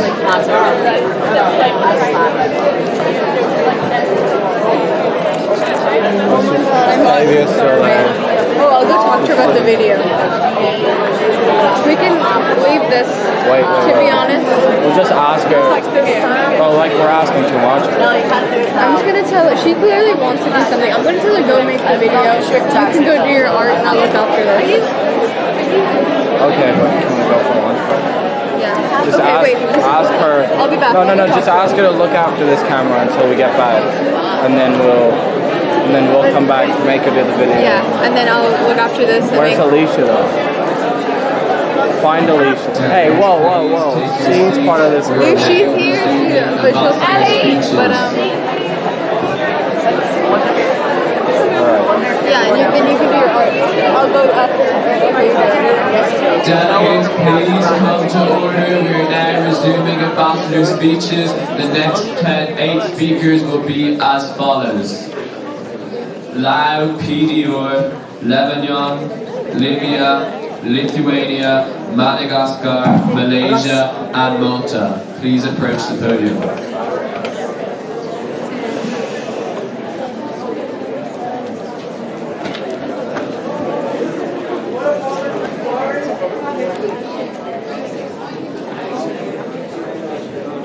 Was there a point of parliamentary inquiry on the floor? Please rise and state your point, and if admin could get them a microphone. Can admin please get a microphone to the delegate at the back?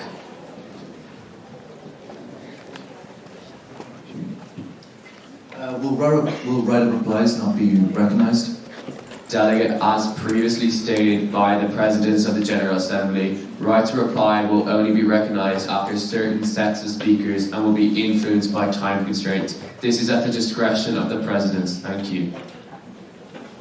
Lao PDR.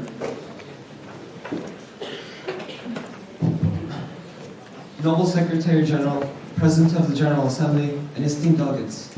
As a delegation of Lao People's Democratic Republic, we are honored to be engaging and cooperating in this annual SAIMUN conference. We believe we are equipped with a fundamental ideology and concepts in order to make a change. For years, Laos has been an active representative in the UN and has underlined the importance of development as a nation. Laos, as you may know, has been linked to the Soviet Union, military and economic aid-wise, and has been supported for 16 years, but have detached from them after the rules formally ended. Subsequently, Laos has looked for another route to take. The nation has ceaselessly worked towards a brighter future and has achieved true development with high GDP per capita, indicating economic progress and advancement. As we know, the UN has undeniably proven their effectiveness between the issues of war and peace. As you initiate more relevant discussions this week, learn from past missteps and don't be afraid to make new ones. Thank you for your time. Lebanon.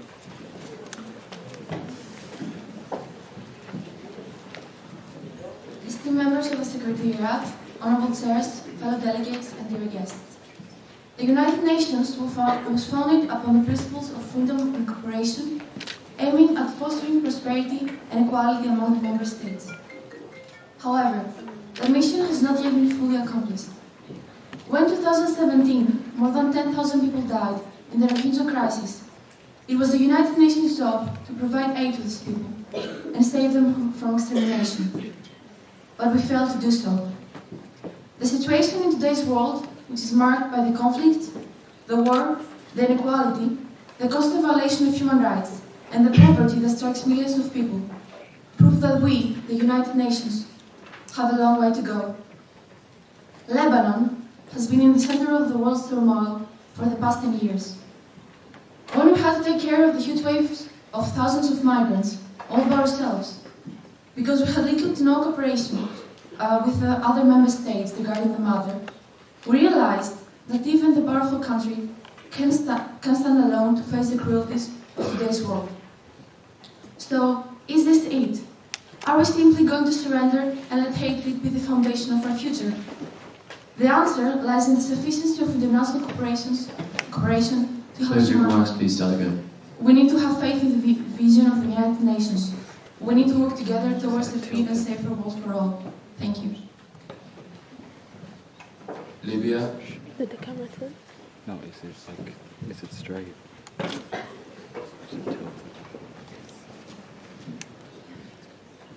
Good morning, fellow delegates, honorable Secretary Generals, and esteemed guests. The delegate of Libya is honored to be in this conference to discuss and put an end to the issues we have at hand.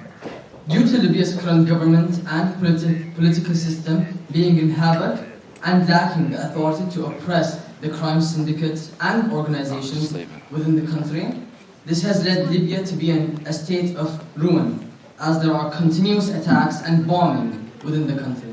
Therefore, Libya has constantly asked for assistance from foreign countries and will continue to do so to restore peace and property in Libya and to resolve all the conflicts within the country, as it cannot do that without foreign assistance.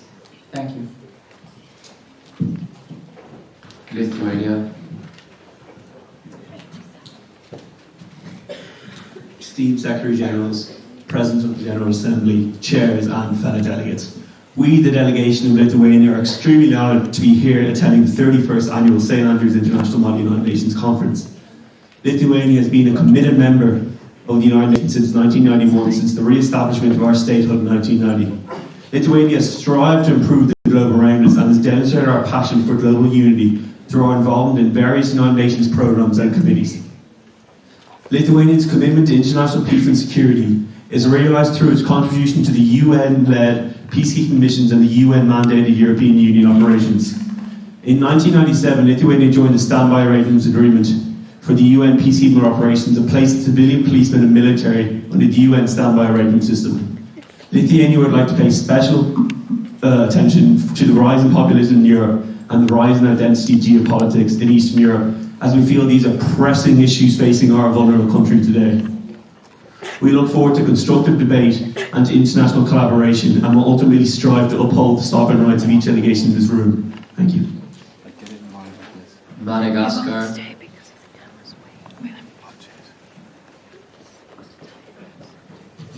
Honorable Chair and esteemed delegates, the Republic of Madagascar is honoured to be present at this conference.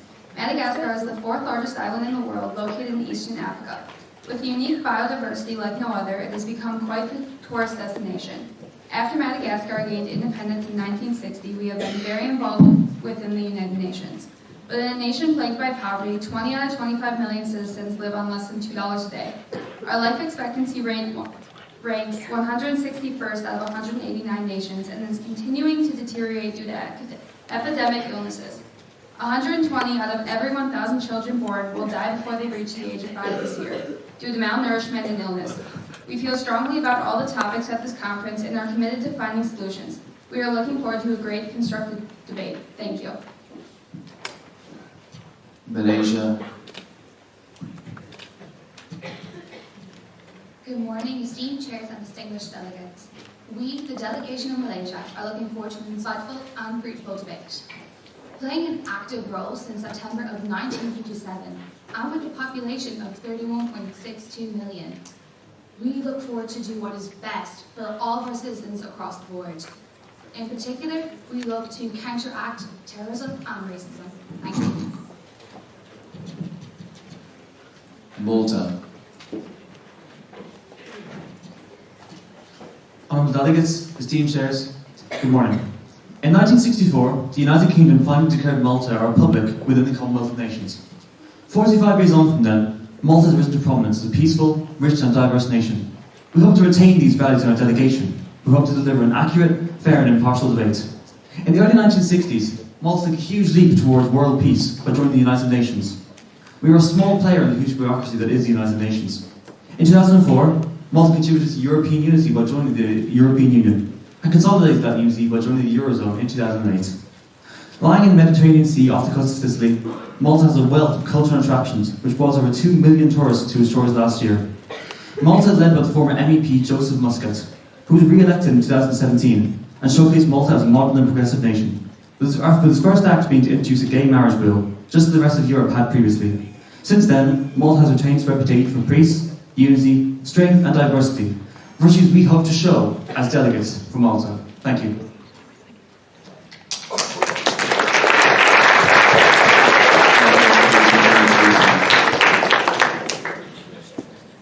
The next speakers are Mexico, Morocco, Nauru, Netherlands, New Zealand, Nicaragua and Nigeria. Please approach the podium.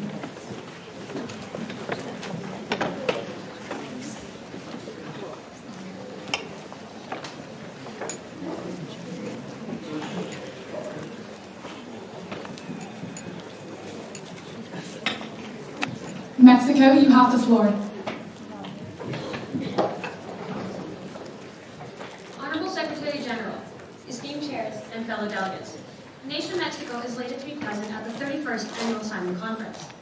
Though Mexico's quality of life is currently moderately low, we strive to create a better future, not only for our own country, but for all other nations present as well. The world is facing large-scale problems, and Mexico wishes to come up with a resolution for as many of them as possible. We as a nation believe that through strong collaboration, understanding, and compromise, all members of the UN can come together and solve the many substantial global issues presented to us in the committees that we do and do not take part in. This is why Mexico believes that by cooperating and compromising, we can find a resolution that benefits all. Thank you, and we hope to have a delightful debate. Morocco. Honorable chairs, distinguished delegates, and esteemed guests, we as the delegation of the Kingdom of Morocco are honored to attend the 31st Annual St. Andrew's Model United Nations Conference. Morocco is an environmentally conscious, culturally rich, and very racially diverse country. We have advanced immensely in many fields such as education, healthcare, and equality. We have also been globally recognized for immense human rights improvements over the past few years. We are majorly concerned with all of the topics being discussed at this conference, but our delegation will focus mainly on the questions of virginity testing, providing for the aging population, protection of journalists and whistleblowers, and the transferring of environmentally sound technologies to developing countries such as our own. We look forward to getting to know our fellow delegates over the next few days and working with you. We wish you the best of luck and fruitful debate. Nauru.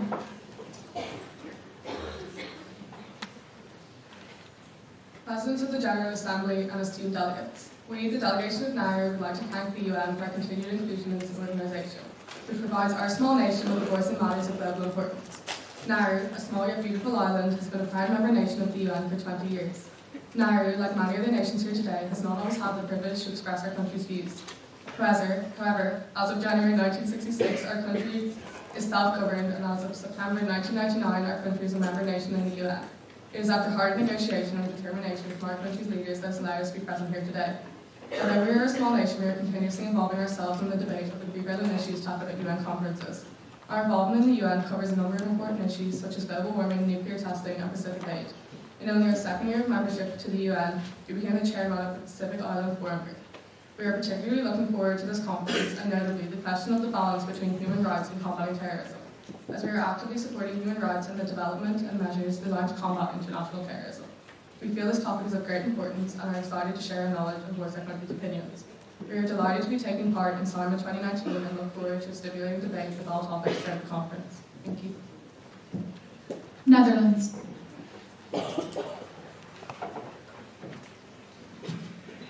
Honourable President, distinguished chairs, and esteemed delegates. First of all, as a delegation of Netherlands, we would like to thank SAIMUN for giving us this opportunity to participate in this MUN conference. As we all know, the UN was created to find solutions to global issues, to prevent possible wars, and to make the world a peaceful place. That is absolutely why we're actually all here right now. None of us want wars. Nobody wants enemies. No delegate wants global warming to continue. These are the common things that we all want. Noting that we have numerous topics to talk about and find solutions to, we hope that this week will be a week full of innovative solutions and happy memories.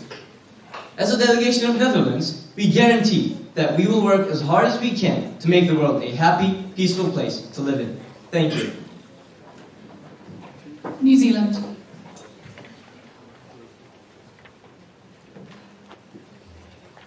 Secretary Generals, Presidents of the GA, Honourable Chairs, and fellow delegates. Since gaining its independence in May 1856, New Zealand has been working towards creating a safe, secure, and prosperous democratic state for all citizens. We are delighted to be here today to debate topics of the utmost importance on a global scale. But to say that one of New Zealand's darkest days has recently befallen us would simply be an understatement. When a man with no remorse opens fire on a mosque, on a group of people simply practicing their right to religion, he killed 50, he injured more.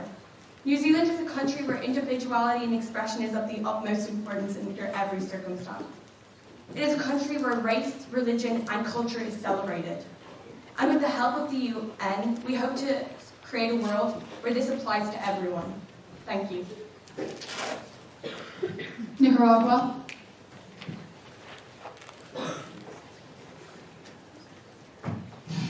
Presidents of the General Assembly, fellow delegates, and distinguished guests. We are honored to represent the Republic of Nicaragua in this year's St. Andrew's International Model United Nations Conference. Having declared our independence from Spain in 1821, established our republic 17 years later, and became one of the founding members of the UN in 1945, Nicaragua had to endure 86 years of oppressive dictatorships, from 1893 with General Jose Zelaya until the ousting of Anastasio Somoza in 1979 by our current leader, President Daniel Ortega. Ortega, just like the United Nations, pursued to elevate the status of Nicaraguan life following decades of such oppressive rule. Having established many land cooperatives to elevate the status for our farmers and help with constructive talks during contra groups in 1987. Subsequent presidents ensured Nicaragua's stable rise in our region, with most of our international debt being cleared in 2004 and the establishment of a free trade deal with the US in 2006, allowing our exports to be recognized to a wider market. In recent times, we became one of the fastest growing economies within Central America, with a 5% a year growth in 2017. Closing remarks, please, Delegate. We remain committed as ever to resolving problems that face our country and every country in this nation, and we look forward to a constructive debate in our committees. Thank you. Nigeria.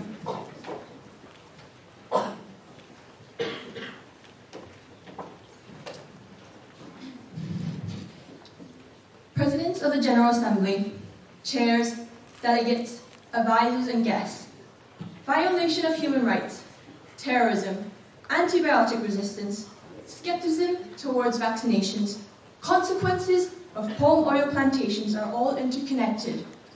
They are all barriers towards accomplishing the Sustainable Development Goals.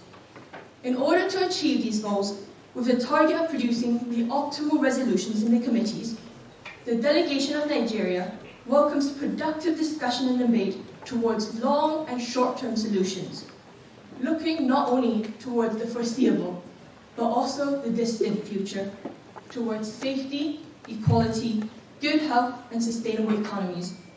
And now, the Ambassador of Nigeria would like to conclude with a quote by our esteemed President Buhari. "I cannot change the past, but I can change the present and the future. So let us, together, improve the world for the generations to come." Thank you.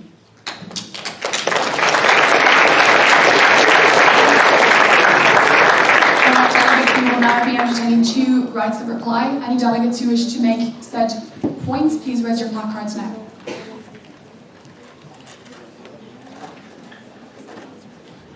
The Philippines, you have been recognised. Can admin please bring a microphone to the Philippines? Thank you.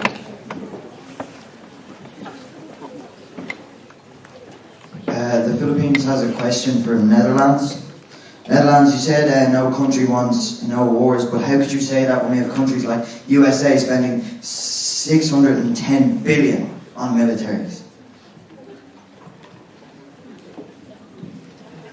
The next speakers will be Norway, Oman, Pakistan, Peru, Philippines, Poland, and Portugal.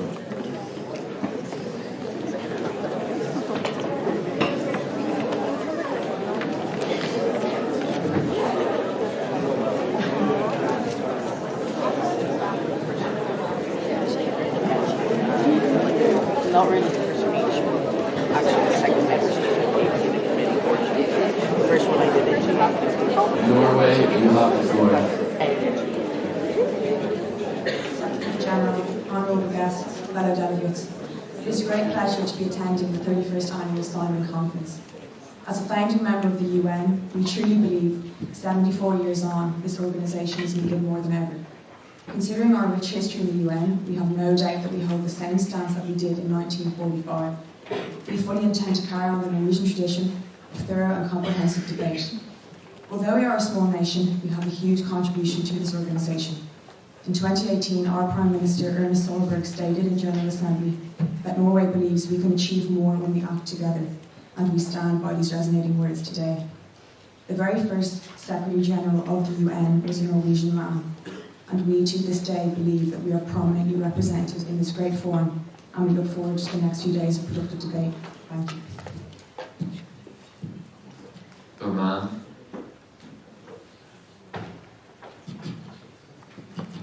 The delegation of Oman would like to thank the UN for our continued inclusion in this organisation. We have always admired the UN for its role in the mediation of conflict between nations. which is vital in the times we live in. The Middle East is going through a period of extreme strife, with continued tensions between Israel and Palestine, the suffering of the people of Yemen due to the health and education infrastructure collapsing, and the ongoing Syrian conflict. As a collective, we must strive to aid in these areas, so they can have a knock-on effects on global relations as a whole. The people of Oman have complete faith in our Sultan and his judgment regarding both internal and global affairs. Under his guidance, Oman will continue to flourish, and we will continue to bring peace to our troubled region. We hope that over the coming days, all nations gather here will work in unity to solve the variety of issues we currently face. Pakistan. Dear delegates, Honourable Chair, distinguished guests, Pakistan is extremely grateful to be present here today. We, in Pakistan, believe that people are the true wealth of our nation and that it is human development which will determine our future destiny. Our goal of economic development requires internal peace and stability. Our country has been the principal victim of terrorism, including that supported, sponsored and financed from abroad. We will not allow this. Tens of thousands of our citizens and thousands of our security personnel have been killed or injured in terrorist attacks. This is why we'll be especially inclined to debate on the questions of balance between protecting human rights and combating terrorism, and global trade negotiations and global governance. Thank you. Peru.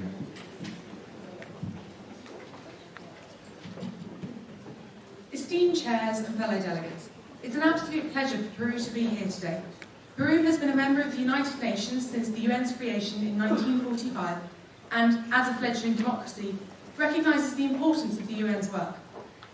As a major political player in South America, Peru is one of the region's largest economies and enjoys a roaring trade with its neighbours, made possible by Peru's membership of the Southern Common Market. As such, Peru wholeheartedly supports tariff-free trade amongst the nations of South America.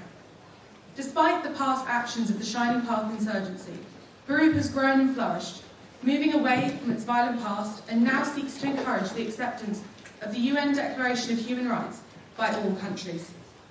The introduction of the representative democracy in 1890 has marked the start of a new stage in Peru's history and has brought Peru further onto the global stage. The recent economic liberalisation that followed in 1993 has allowed Peru to step away from the violence of its insurgent and dictatorial past and towards a brighter and more hopeful future. As such, Peru looks forward to the productive debate which will occur in the next few days.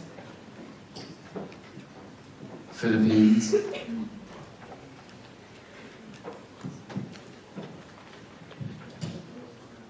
To start, the Philippines would like to say Hello at Salamat Dahil Amin, which means hello and thank you for having us. Philippines is a beautiful country, known for its oceans, landscapes and wildlife, and the delegates today will represent us with honour. We're excited to take part in the fine debate, the great discussion and a bit of mingling. We know that the problems we face appear impossible, but with intelligence, confidence and bravery in this room we will overcome the impossible. But only if we come together, only if we vote together, only if we debate together, and only if we work together. I finish with a quote from Kofi Annan. More than ever before in human history, we share a common destiny. We can master it only if we come together. Thank you. Poland.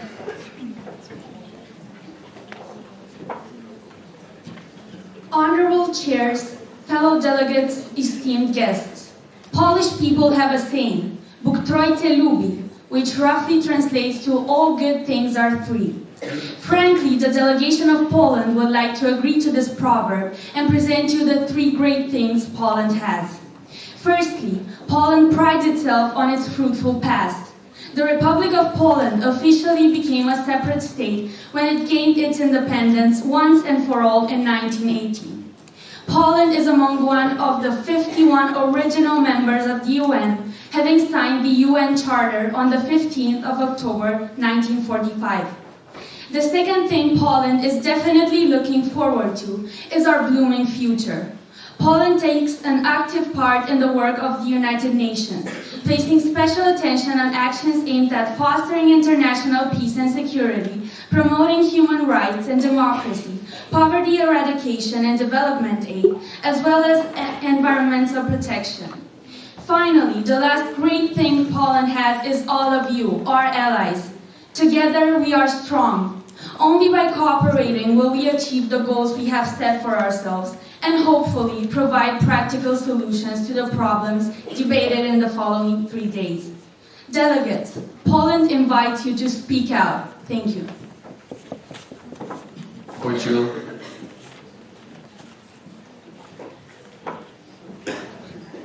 Esteemed Secretaries General, Presidents of the General Assembly, Chairs and fellow delegates. We, the delegation of Portugal, are honoured to be here attending this year's St Andrews International United Nations Conference. Portugal has been a committed member of the United Nations since 1955 and our founding member of NATO, actively contributing proportionally large contingents in Balkan peacekeeping forces in dedication to continuing to work towards global peace. Portugal's foreign relations are linked with its historical role as a major player in the Age of Discovery in the 15th century, sparking the beginning of globalisation. We are known for our beautiful coastline and exquisite cuisine. We are highly concerned about improving the world we live in relation to climate change for the future of our young people. We are concerned about and eager to discuss the effect of technological devices on young people's mental health, a very important topic. We are looking forward to encouraging other nations to recognise the seriousness of this issue at hand, as we believe that the children of today are the leaders of the future. We are looking forward to a constructive debate over the course of the next few days. Thank you.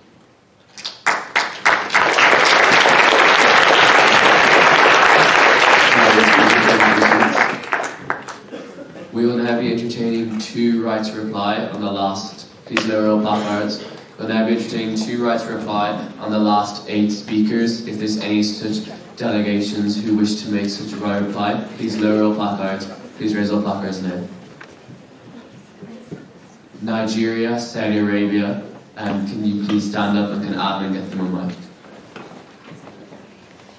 This delegate thanks the delegate of Peru for their speech. However, would like to ask that since they have said they look towards all countries accepting the Universal Declaration of Human Rights, but surely they would be aware that not all countries have signed and ratified the declaration, and these countries have their own right to sovereignty, as well as having their own reasons for not signing the declaration.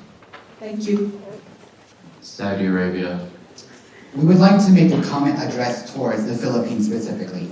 They insisted in their speech on the importance of working together. However, delegates, they've recently withdrawn from the International Criminal Court so that their head of state, President Duterte, could evade the punishment of killing thousands of civilians by death squads.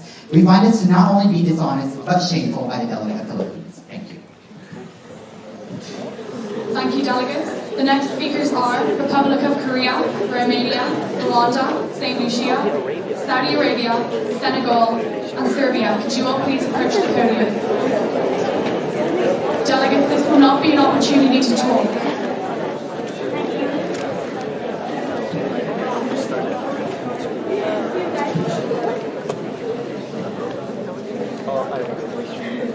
Republic of Korea, you have the floor. Secretary Generals, fellow delegates, your courage and determination have made the world safer from the second greatest threat we face.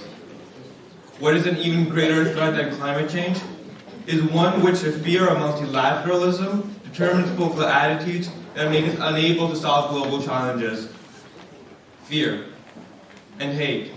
Specifically, the blind hatred one group or nation has for another is why the Republic of Korea believes that nationalism is the existential threat of our time. Look where isolationism has gotten us in the past. 2 world wars, 70 million dead.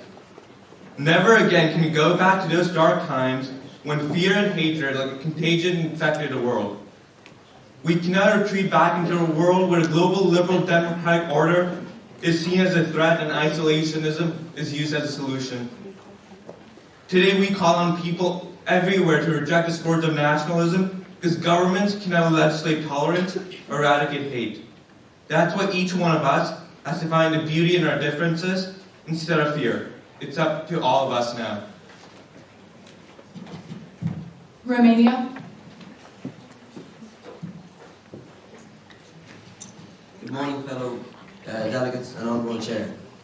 A long-time participant in the United Nations with outstanding tradition in multilateral diplomacy, Romania is a unitary semi-presidential republic with strong ties to the United States, France, Moldova, Germany and Serbia.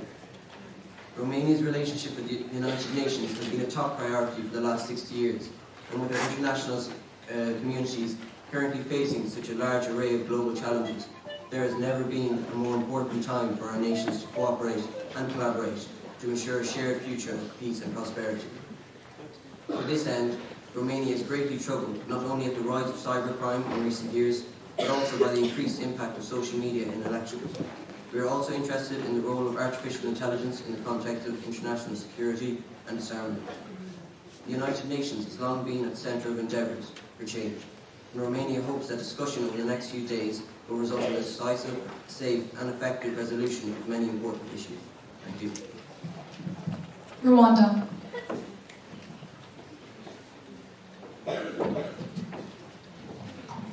Honourable Chair, esteemed delegates and distinguished guests, I am honoured here today to be representing Rwanda, a country with such intense and interesting history that led them to where they are today.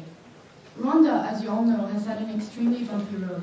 We have faced a multitude of problems regarding religion, diversity, corruption, and so on. An example of that would be the genocide of the Tutsi by the Hutu 25 years ago. It is estimated that around 800,000 people were killed, of which 94% were Tutsi. It is a country that has recovered from it all and wants to move forward to a better future where peace is a top priority. We have strong beliefs about sustainable development as well as ending world hunger and give high importance to these topics, not only for the future of our country, but for the future of the world. We are also working to develop our security systems in favor of increasing the safety of our population. With the help of other nations, as well as the UN, we can reach our goal together, which is never again. Thank you. St. Lucia.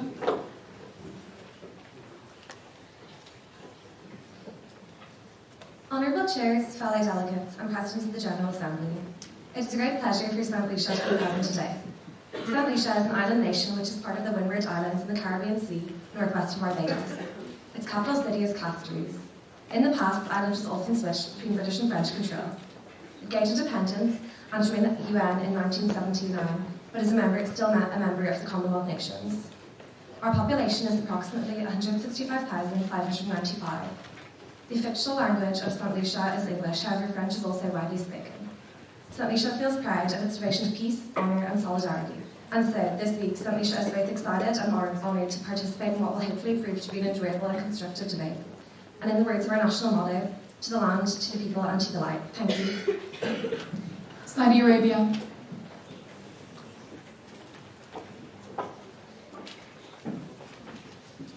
Thank you, Honourable Chair.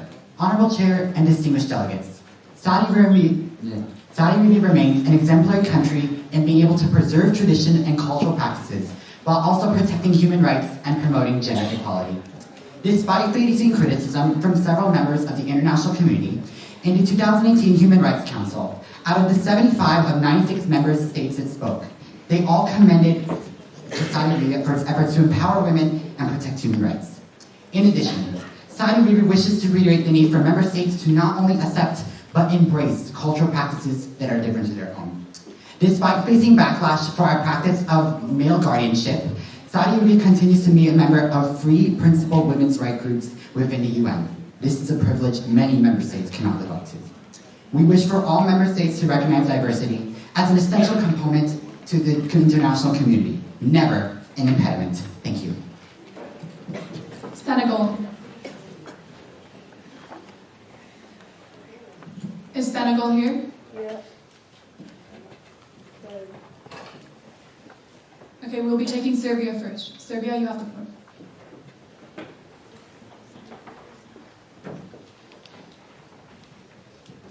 Fellow delegates, honourable chairs, esteemed guests, we are delighted to be here in Dublin, SAIMUN 2019, representing the delegation of Serbia. Who here believes that we are destroying our planet? It is unacceptable that 9 out of 10 people still breathe unhealthy air on Earth. This is why Article 74 of the Constitution of Serbia describes that all citizens have the right to live in a healthy environment. Therefore, the Serbian Environmental Protection Agency aspires to prepare a national state of the environment protection report. This report is one of the key documents to protect our environment. As the delegation of Serbia, we feel particularly concerned by the question of greening the world of sport. Everyone loves football in Serbia, as many other countries do. So why not use the game as a means to sponsor a healthier world? We look forward to debate on other major issues as well. Thank you. Senegal.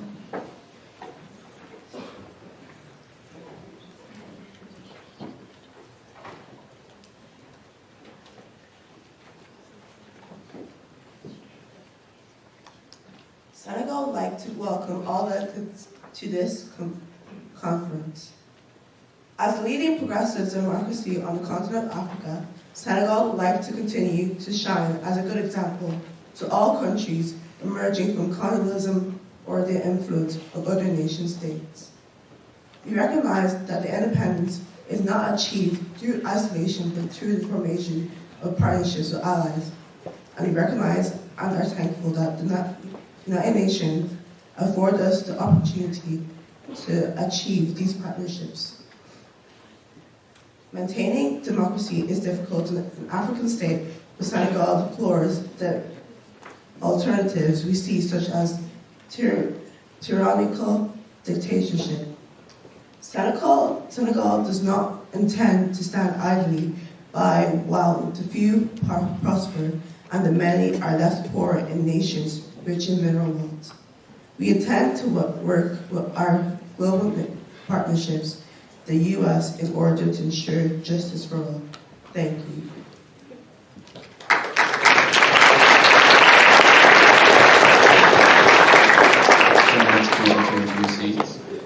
The next 10 speakers will be as follows: Singapore, Slovakia, Somalia, Spain, Sudan, Switzerland, and Syrian Arab Republic.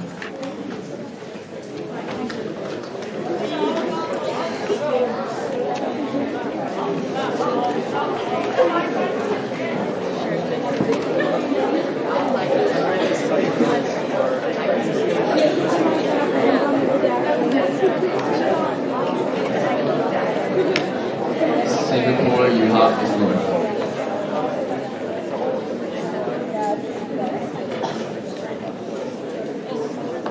Dear delegates, honorable chairs, distinguished guests. On September 21st, 1965, we, the Republic of Singapore, officially became the 117th member of the United Nations after our independence. Independence achieved through racial tension, discrimination, and violence, but most importantly, through pacifist reasoning and finally resolutions that shaped our nation into one of the world's most prosperous countries and South Asia's leading financial and technology hub. Like Albert Einstein once said, peace cannot be kept by force. It can only be achieved by understanding. This is exactly why, delegates, we have to work together in order to find solutions surrounding today's most predominant issues.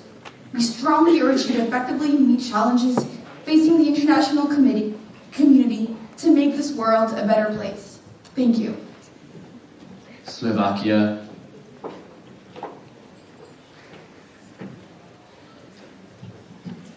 Delegates, member nations, presidents of the General Assembly, and esteemed guests. We, the delegation of Slovakia, are honoured to be taking part today in the United Nations and would like to thank the organisation for our constant inclusion. In Slovakia, we have a long history of being ruled by foreign nations and distant monarchs, and as such, we value our democracy deeply. The recent election of our new president, Zuzana Kapitova, was a prime example of democracy, as was the overthrow of her predecessor. As such, we are concerned about fake news and the role of elections in social media, as being discussed in the Spec Hall Committee. Since the invasion of Crimean Peninsula by Russian forces in Ukraine, we've always worked to come to a peaceful resolution, balancing both national sovereignty and the right to self-determination, an issue close to our hearts. We hope to find a possibility to find a peaceful resolution and agreement in the coming days. We are also very concerned about the possibility of an arms race in the Arctic and a threat of a new Cold War. We are hopeful the resolution will be found and that world peace and stability will be ensured. We look forward to debating with you all over the course of this conference in order to pass effective and long-lasting resolutions. Thank you. Somalia. Delegates, member nations, Presidents of the General Assembly, esteemed guests. Somalia truly believes that in order for global change to occur, we must all cooperate, not as individual nations, but as a united society. That is why Somalia is passionately honoured to actively take part in debate across the various committees and questions at hand this week. In Somalia, in 2017 alone, over 1,900 people were butchered at the hands of terrorists. That is why we will be promoting the strong-handed solutions to the issues of finding the balance between combating terrorism and protecting human rights, but also the growing intolerance towards journalists and the media, as we believe that area in particular needs reform. Somalia believes that finding the balance between human, cultural and religious rights is extremely important, specifically in a modern-day society that is growing more and more secular each day. That is why we will be focusing on questions such as virginity testing, maintaining a ready supply of WHO necessary medicines, and the question of palm oil production, all of which have a certain relevance for our great nation. Somalia is a country that strongly believes that the steps we take today for a better future is what defines us, not the troubles of our past. And with that, Somalia further urges nations not to dwell on its inadequate past, but to admire our ever-progressing and modern society and anticipate a prosperous future for all. Thank you.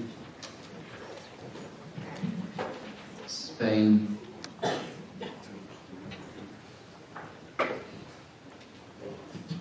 Fellow delegates, Honourable Chair and esteemed guests, Spain is one of the big countries representing Europe.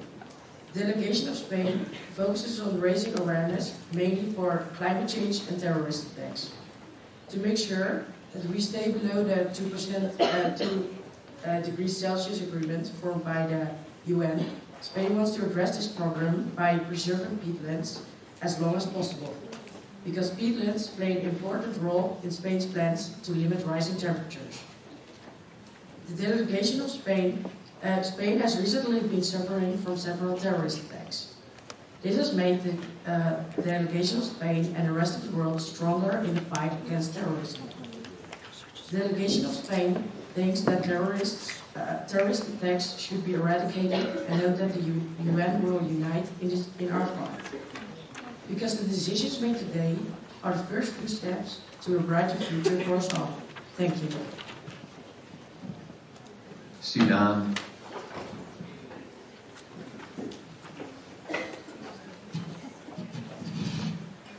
Honourable Chairs and fellow delegates, the Republic of Sudan is delighted to take part in SAIMUN 2019. Improving human rights is an important priority for Sudan. A major threat to this comes from terrorism. The people in this world should not live in constant fear of an attack in their own homes. We regret to say that Sudan is considered to be a terrorist feeder country by some. This is an issue that our country does not take lightly. We have already made significant strides to remove any cause for this claim. We are consequently especially looking forward to taking part in the discussion of the balance between protecting human rights and combating terrorism. Another issue that we will be taking part in is the question of virginity testing, an issue highly relevant to Sudan and its neighbors. The issue represents a greater conflict between respect for tradition and progressive improvements. Despite its conflicting views, Sudan does support further discussion on the topic. As a forward-thinking and rapidly growing country, Sudan supports scientific and technological progress within limits. We believe in the power of technology to improve lives, but also in its power to destroy them. We therefore support definitive action against threats such as cybercrime and lethal autonomous weapon systems. Thank you. Switzerland.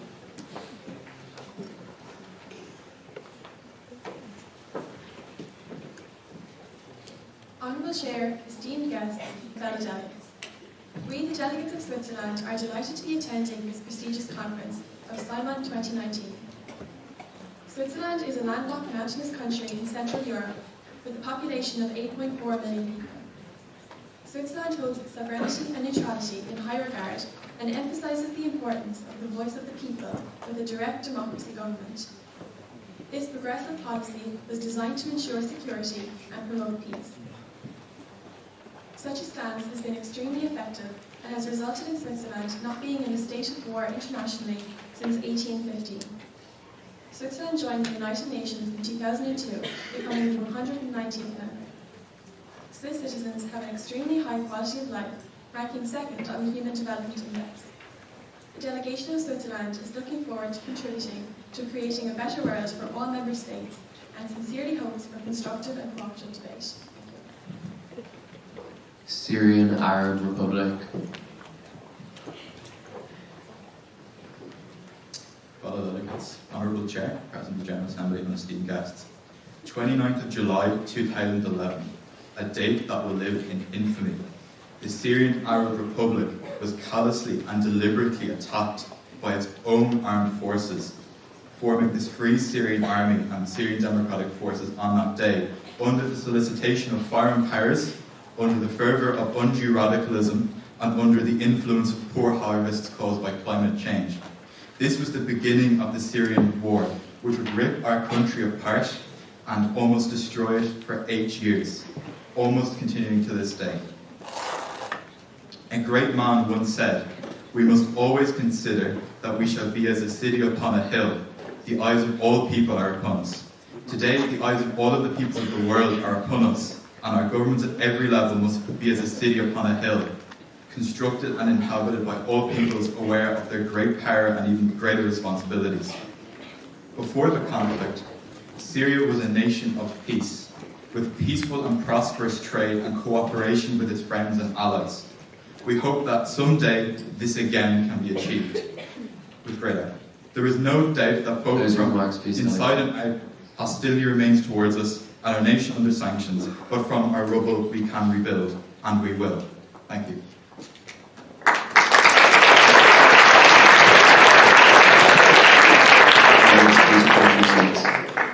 Delegates will now be entertaining a second changeover period. Please remain seated while we give instructions for this. Any delegates who are to leave General Assembly are to leave through the fire exit to the left of us, to your right, and any delegates who are to come in will be coming in through the 2 back doors. We are under time pressure, so please leave as quickly and as effectively as possible.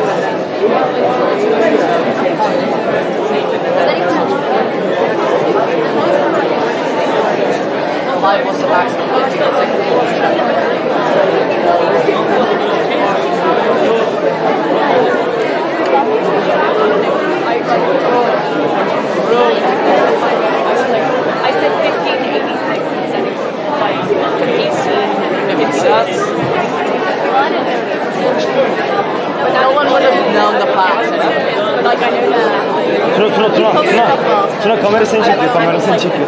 Tam çekiyor. Tuna bakma öyle.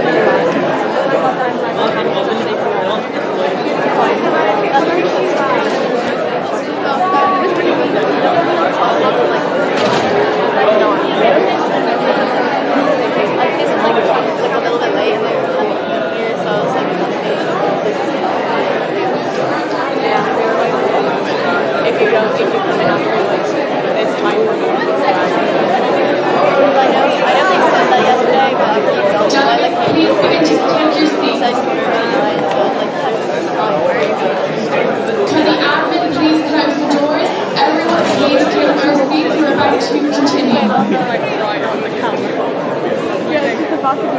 Delegates,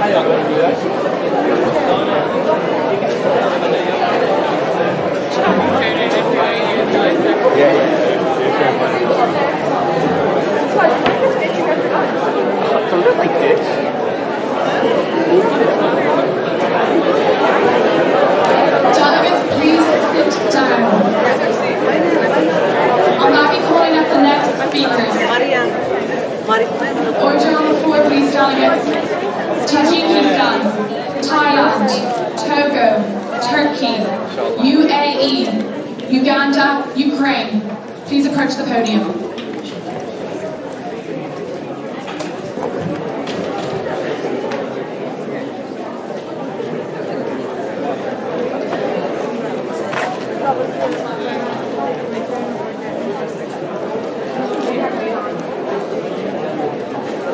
Delegates, order on the floor, please. Tajikistan, you have the floor. Fellow delegates of the General Assembly, esteemed chairs, the Republic of Tajikistan would like to extend our most cordial thanks for allowing us the privilege in taking part in the 31st Annual St. Andrews International MUN Conference. Tajikistan is one of the 5 great nations of the Central Asian steppe and is home to 8.7 million proud Tajiks. Tajikistan has had a patchy history concerning our self-governance and our independence. As throughout the centuries and the millennia, we have been controlled by the Tibetan Empire, the Mongol Empire under Genghis Khan, the Mughal Empire, the Russian Empire, and finally the Soviet Union. We successfully threw off our intergenerational imperial chains in 1991, after the fall of the aforementioned USSR, and we reclaimed our ancestral lands for ourselves.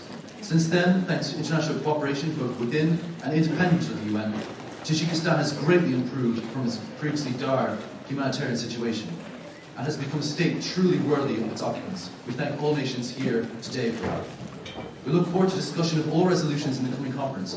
However, as one of the most underdeveloped nations in Central Asia, Tajikistan especially looks forward to debate in the special conference on technology to see how new developments may aid Tajikistan's lacking infrastructure. Again, the delegation to Tajikistan would like to thank all delegates and look forward to debating with you. Thailand.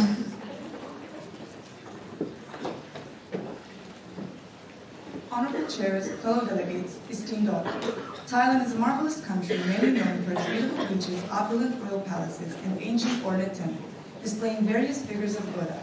But not many know that the Kingdom of Thailand is also one of the founding members of the Association of Southeast Asian Nations, and it is considered a regional power in Southeast Asia and a middle power in global affairs.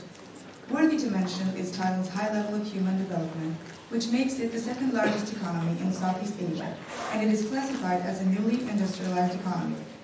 This delegation feels honored to be part of the 31st SAIMUN Conference. We feel it is a top priority for the delegation of Thailand to be able to participate and have the aim to tackle with, but also find solutions for all the issues presented. May will have a fruitful debate. Togo.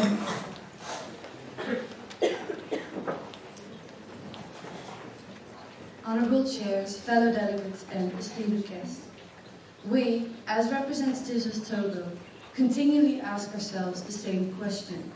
Do we want to go forward or backward? And though the answer to this particular question may seem simple, the implementation of the answer is not. And we think and believe that the only way to make this solution work is through cooperation. As a third world country, with 30% of our population living under the poverty line, we have seen the population suffer from malnutrition and are thus proud and happy to be a part of the Social and Humanitarian Council debating on ending malnutrition. We are proud to be a part of this MUN. And our only question to you is, will you go forward as well? Thank you. Turkey.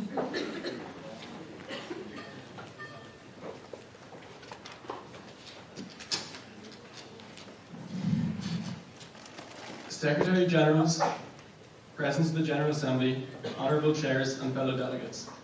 We thank you for being with us here today for the 31st Annual SAIMUN Conference. We're deeply honoured to be here representing the proud nation of Turkey. Our nation stands at the junction of two great continents, Europe and Asia, linking east to west. And in a similar way, we hope in the coming days to demonstrate the values of cooperation, unity and peace. We are a country made of all ethnicities, creeds, races, and cultures. We pride ourselves on the importance of diversity, as is a core tenet of the UN. We've been a prominent voice and active member in the UN since its founding, such as by providing food aid in humanitarian crises, as well as actively engaging in UN peacekeeping missions. And we strive to continue this tradition of empathy in helping our fellow nations over the course of this conference. In this conference, we're taking particular interest on the question of the role of social media in elections and the question of skepticism towards the administration of vaccines. Finally, in the words of our great president, Recep Erdogan, your targets can only be realized on the basis of dreams. Thank you. United Arab Emirates.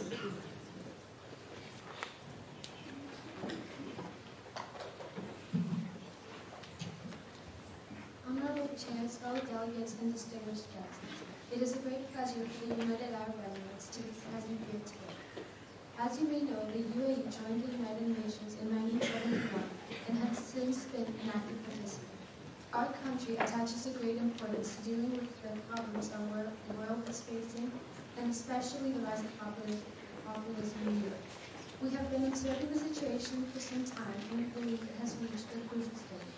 So we would like to express our willingness to help resolve the issues of this year's conference. Uganda.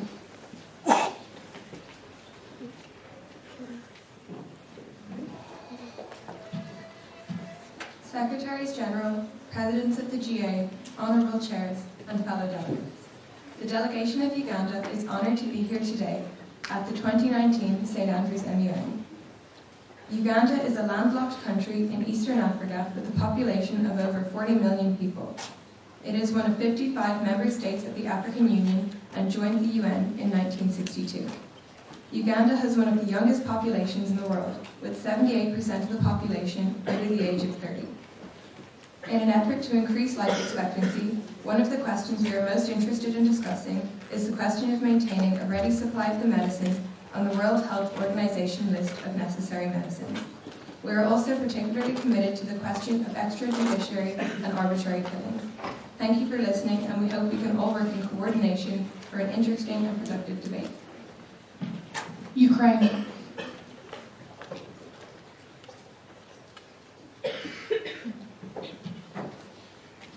Honorable Chair and fellow delegates, and distinguished guests.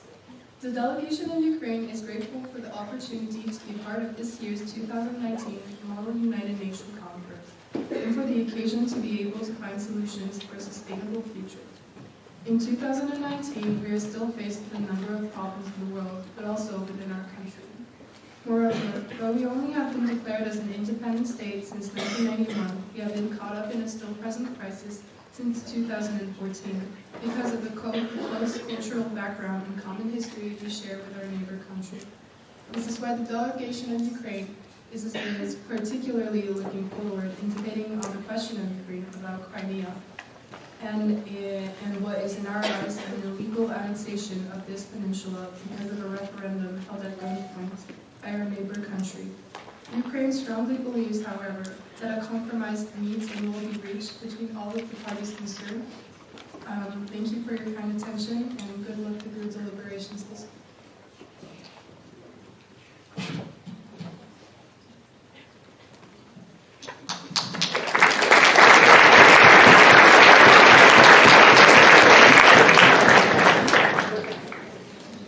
The next speakers will be United Kingdom, United States of America, Venezuela, Vietnam, Yemen, Afghanistan, and Argentina.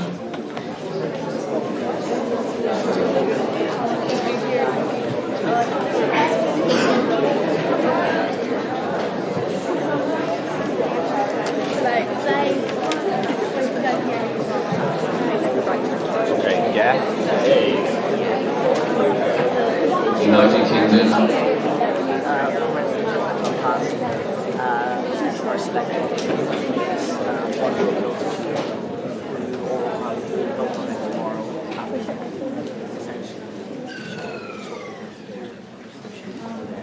Your Excellency Secretary General, Mr. President, Honorable Chair, fellow delegates, and distinguished peers. Yes. The delegation of United Kingdom is utterly pleased to be a part of the St. Andrews International Fund of the United Nations, SAIMUN. You may know that our delegation is in the UN since 24 October 1945, and we're very happy for that because we are in the UN the past 74 years. Our delegation looks forward to a regarding conference in which we will present extensive efforts in issue resolution. Firstly, the question of the balance between protecting human rights and combating terrorism in the Disarmament International Security Committee. Secondly, the question of Yemen in the Security Council, and more issues such as in other committees. Last but not least, wish everyone a fruitful debate and to have a great time while here. We look forward to solve those interesting issues. Thank you. United States of America.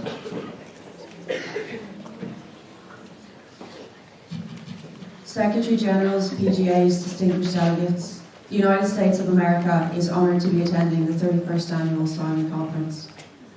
The United States, a founding member of this great forum, 74 years on, remain as committed and as connected. The USA was built on a struggle for independence and sustained by a promise of sovereignty. The United States places its faith in the United Nations and in its members. We urge each and every delegation to uphold one another to that faith, because we stand prepared to guide as a P5 representative. From antimicrobial resistance right down to long-term infrastructure, America is adequately represented. We are leaders in the phenomenal development of artificial intelligence, a recurring issue in numerous committees. We leave you with our national motto, E pluribus unum, or one out of many. That is this assembly today. It runs through the veins of this organisation. Out of many nations, we are united. Thank you. Venezuela. Hola, compañeros delegados. We have reached an era of such turmoil, such tension, between borders and between continents. The goal of the United Nations was to avoid such destruction as a result of World War II. And the United Nations continues to promote peaceful leadership and coalition of such distinct countries. This competitive battlefront of continued nuclear manipulation is distant from collaborative. It's independent and vying. As nations continue to compete, have they considered a global means of evolution? The need for continued political independence, but economic dependence, is something Venezuela strives for the United Nations to finally echo. This concept of identity and building the characteristics of a culture based on experiences kindles our nation. Venezuela seeks the ability of the United Nations to touch all groups of individuals. It was the Monroe Doctrine that placed the United States as the overseer of all Latin American nations. This doctrine reflected the era of imperialism. It demonstrated how with the construction of a global entity such as the UN would always be the accompaniment of a remnants of powerful tyrannical domination. It is time where international meant unity, not destruction, meant aid, not rule. It is time to become a true United Nations. Vietnam.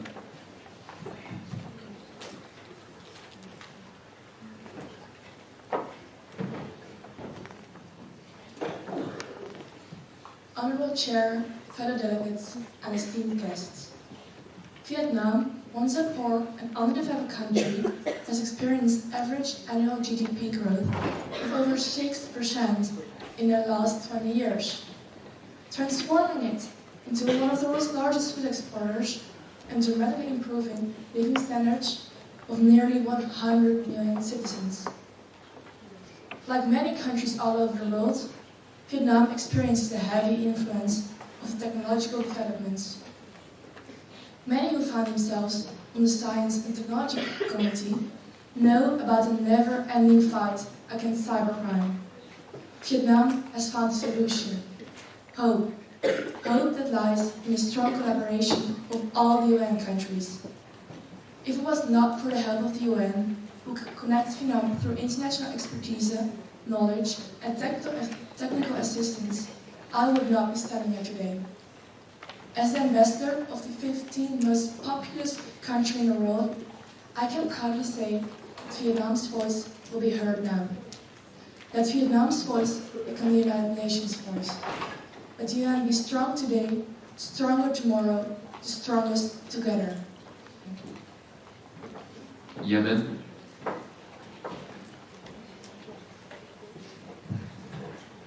It is the greatest honour for the Yemeni delegation to be here today.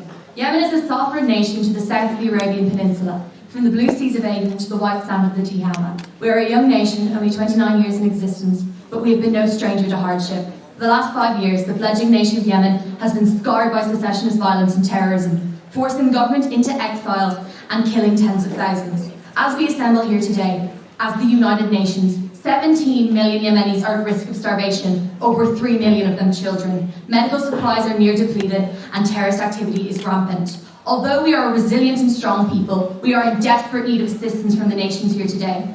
We commend any and all who have provided peacekeeping forces and are currently working to restore order and democracy in Yemen. However, the war must be brought to an end. As a nation facing a humanitarian crisis on a scale not seen in generations, we ask the UN to look to its core values of peace, democracy and international cooperation as a foundation to work with us to alleviate the suffering of the Yemeni people. Thank you for your time. Afghanistan.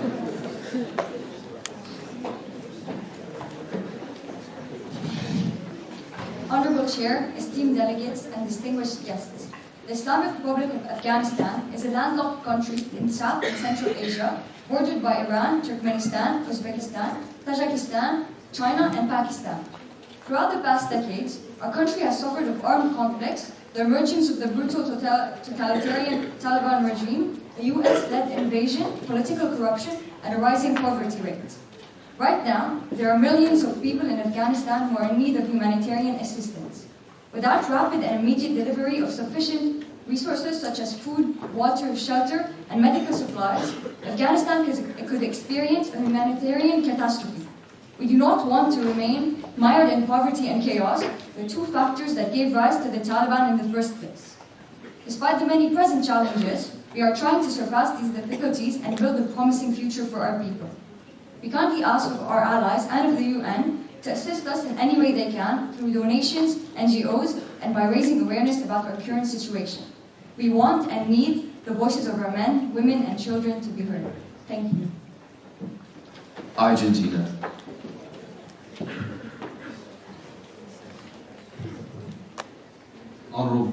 Honorable Chair, dear delegates and esteemed guests.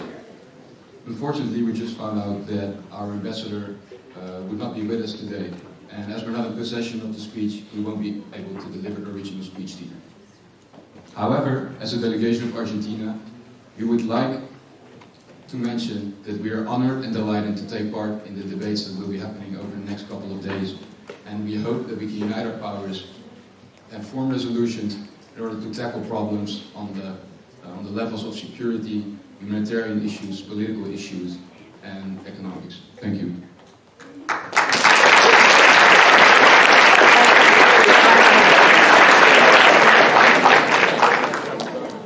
Delegates, we will now be entertaining 2 rights of reply. Please lower all placards. 2 rights of, please lower all placards. 2 rights of reply on those last 8 speeches. If there's any delegations who wish to make such a right of reply, please raise all placards now.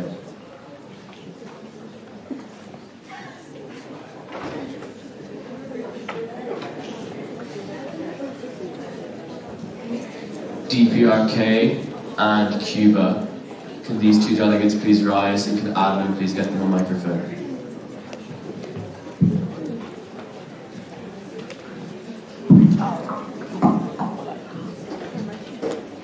The delegate of the United States urges all nations to uphold each other in solving global issues. However, it is clearly not abided by the 1945 spirit of national self-determination and will never do so until it abandons its support of genocide in Yemen, Palestine, and across the world.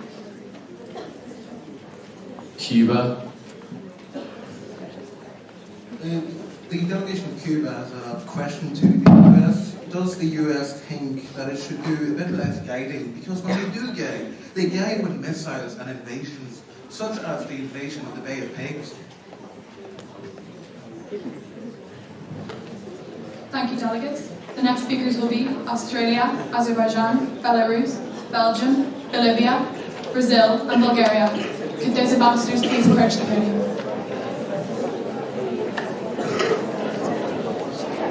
Australia, you have the floor.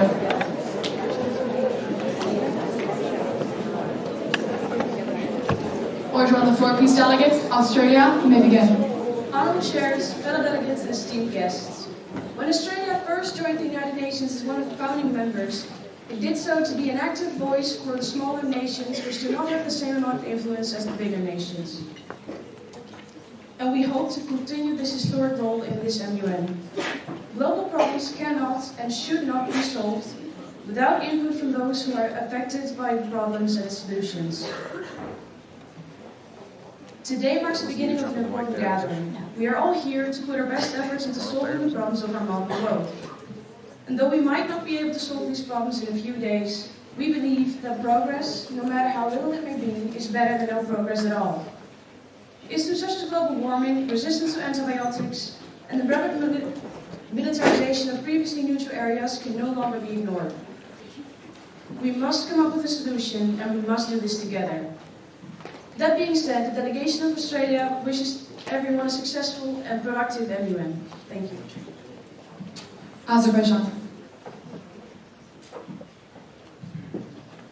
Honourable chairs, esteemed delegates, we, the delegation of Azerbaijan, are pleased to be included in this prestigious conference as it allows our nation's voice to be heard and provides a forum for us to share our views on matters of global significance. We have not always had the chance to be self-governed, but having finally gained independence in 1991, Azerbaijan is now a unitary republic located at the crossroads of Europe and Asia. We have a population of 10 million, and we are a member of 38 international organizations. However, despite our high level of human and economic development, we still have to improve our human rights. We have been doing this with help from the UN, through means such as being members of the United Nations Human Rights Council, lifting media censorship in early August, and we signed the Istanbul Anti-Corruption Plan. We are committed to achieving high standards of human rights globally, and we hope to pass resolutions that will further help accomplish this. Azerbaijan believes that the topics debated over the next few days will have a significant impact in the world we live in, and we are very thankful that we were able to help tackle these pressing issues. Belarus.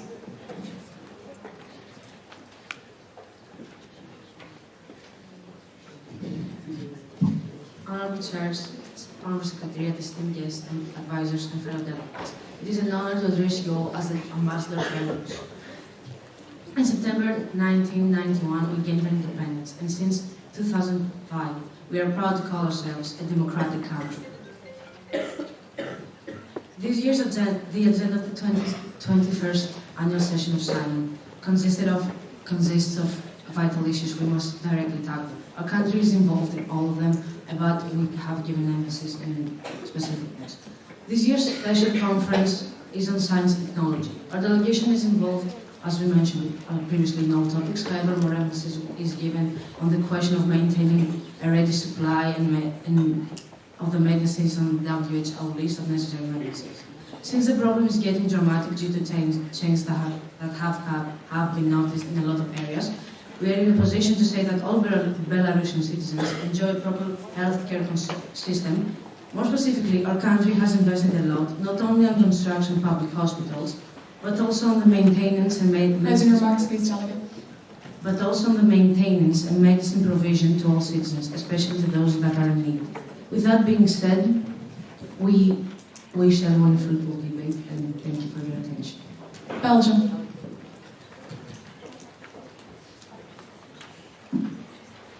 We in the delegation of Belgium come today with the intention of evoking change. Belgium brings to this conference the core principles of democracy and the characteristics which coincided, such as cooperation, good faith, and the constant benefit of the people of the world. In the modern, ever-evolving era in which we live in, constant action by means of diplomacy, communication, and lawmaking is paramount to achieving the goals that we as United Nations strive to achieve. The delegation of Belgium is especially looking forward to debating the problem of protecting journalists and whistleblowers, as protecting journalists is protecting democracy. Belgium prides itself in placing 7th in the World Press Freedom Index and hopes to implement change in the Economic and Social Council that is reflective of our successful laws and principles. The freedom of information and the protection of it is a topic that Belgium holds close to heart and is of great importance to us. Moving on to the Security Council, Belgium hopes to significantly contribute to solving the political dystopia which is Yemen. Belgium, known to many, is a symbol of the European Union, which is known for its political and economic stability. We hope that Yemen acquires this, and the delegation of Belgium will certainly aid that process. Thank you. Bolivia. Though the idea of Bolivia has existed for well over 200 years, the state has only existed in its present form for about 40 since the transition into a modern plurinational republic. In our history, we've been through colonization, successive civil wars and conflicts, the rise and fall of whole economic systems, and a number of dictatorships. Given this past, similar to many others here, we are a people that values and understands the importance of international cooperation and peaceful domestic and foreign policy. I'm particularly looking forward to discussing the resolution of issues affecting similarly developing countries. Brazil.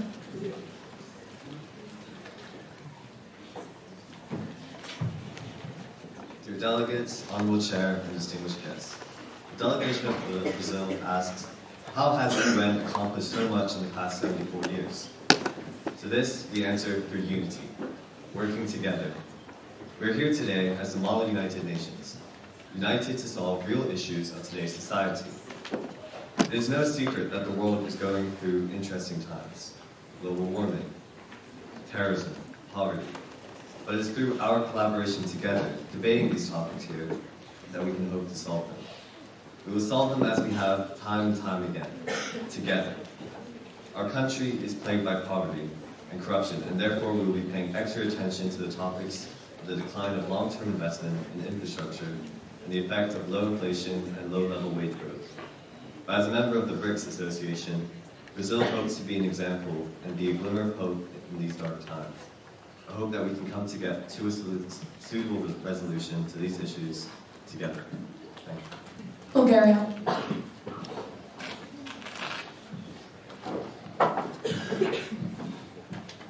Dear delegates, honorable chairs, distinguished guests. It is with immense gratitude that Bulgaria is present amongst you all today. 64 years ago, Bulgaria was admitted as a full member of the United Nations and has actively participated ever since. It is an honor for a small country like Bulgaria, whose people have spent generations under the control of states like the Ottoman Empire and the Soviet bloc, to now be a part of greater supranational organizations such as the EU and, more importantly, the United Nations, without giving up its freedom and right to remain autonomous. To be given a voice in a world dominated by much larger economies is something we are truly grateful for. Bulgaria would also like to share its concern of the international community regarding the spread of diseases, in particular HIV/AIDS. It supports the activities of the United Nations in this field, in the fight against this dangerous disease. Thank you for your kind attention and good luck with your deliberations this week.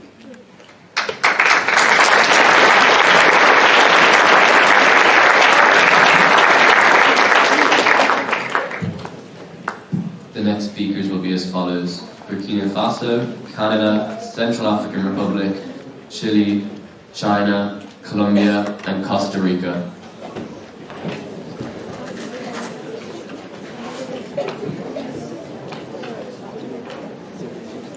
Burkina Faso.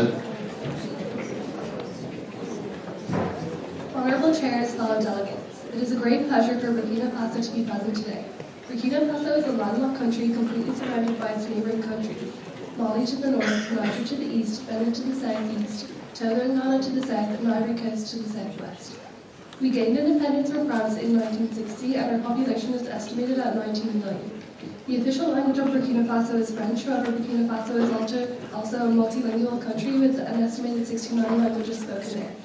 We feel strongly about all the topic questions raised at this conference, and we are committed to resolving these issues.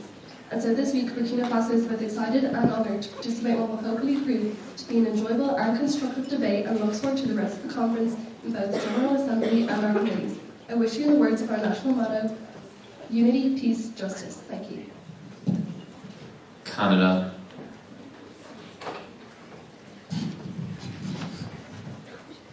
The delegation of Canada is pleased to be attending this 31st annual SAIMUN. Fellow delegates, when you think of Canada, what springs to mind? Unyielding politeness, perhaps. But today, delegates, we the delegation of Canada would like to remind you that we are more than just that distinguishing characteristic. Yes, we may have a preceding reputation for niceness, but we assure you that on the issues that matter to us, we are far from pushovers. We admit that we're often ignored in the presence of our more powerful neighbours, but we refuse to let our voice go unheard. We're a nation that stands for openness, tolerance, peace and unity, and we will stand firmly in the face of any country that attempts to undermine these values in issues such as Asian and Pacific aid or on the question of Ukraine. We stand behind the honourable goals of the United Nations and the fundamental freedoms outlined in the UDHR. We stand for those who struggle against oppression in the darkest corners of the world. We will be your light. We stand for those who dare to hope. Because delegates, that is what we are, a nation of hope. And we hope that, as we debate our way through this week, other nations will join us in sharing that hope and belief that the global issues we face are ones that we can solve. Thank you. Central African Republic.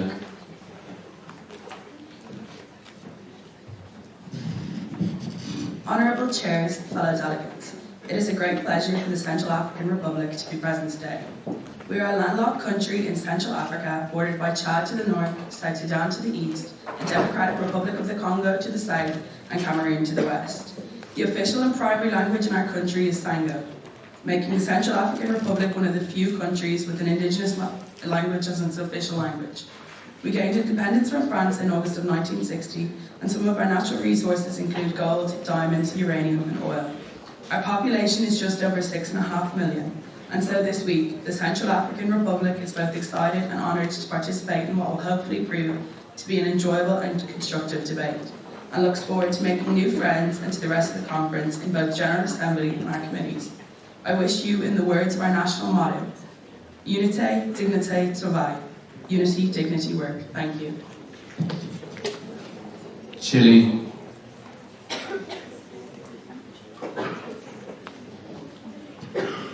Esteemed delegates and distinguished guests, it is a pleasure and honour to address you as the ambassador representing Chile.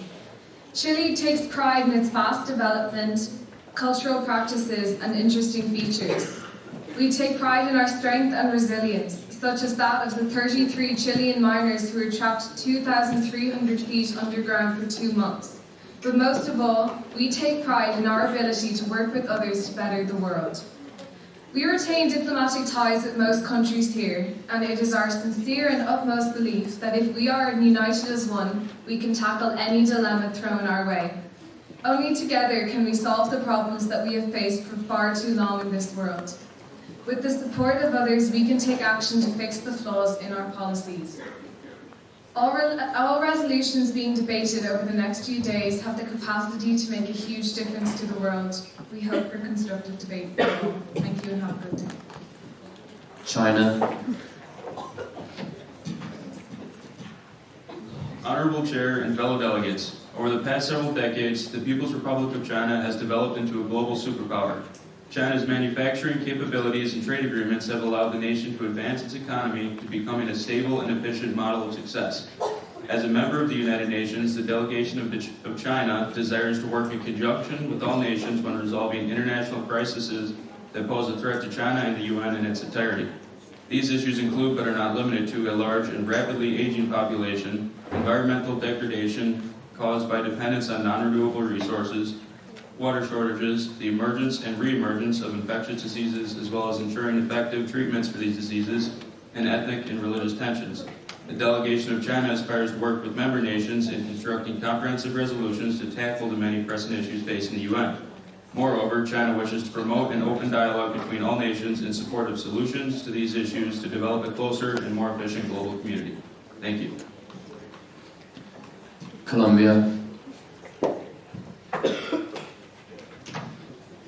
Honorable student officers, distinguished delegates, ladies and gentlemen.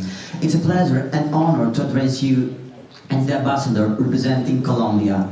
On behalf of our delegation, I would like to share with you one of the most prominent preoccupations that we have: the resolution of the question of the balance between protecting human rights and combating terrorism. Colombia acknowledges that it should be the center of terrorism. For the last several decades, due to the ongoing armed conflict the country has been involved in since 1964. However, you must be aware of the fact that Colombia is a founding member of the Global Counterterrorism Forum and is actively involved in the United Nations, the Organization of American States, and its Inter-American Committee Against Terrorism, the Pacific Alliance, and the Union of South American Nations. Thus, our constant goal is to protect not only our country, but also the international community. Let us all be sure to make wise decisions after considering every resolution. Bear in mind that the United Nations was created to make a better world, not to repeat past mistakes. Thank you for your attention. Costa Rica.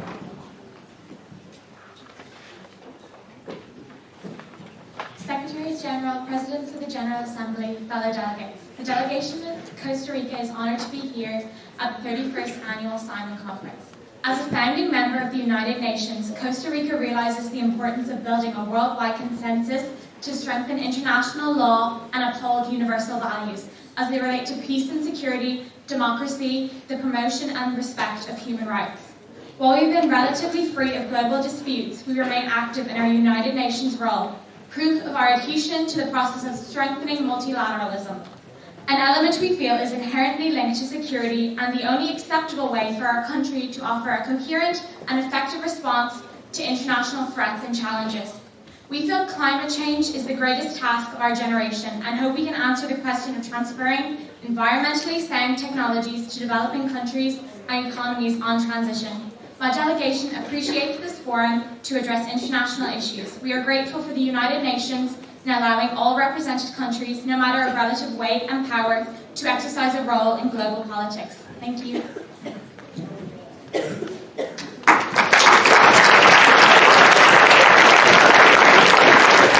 Delegates will now be entertaining 2 rights of reply on those speeches. If there's any delegations who wish to make a right of reply, please raise all placards now. Are there any delegations who wish to make a right of reply on those speeches? Please raise all placards now. With that, we'll be proceeding with ambassador speeches.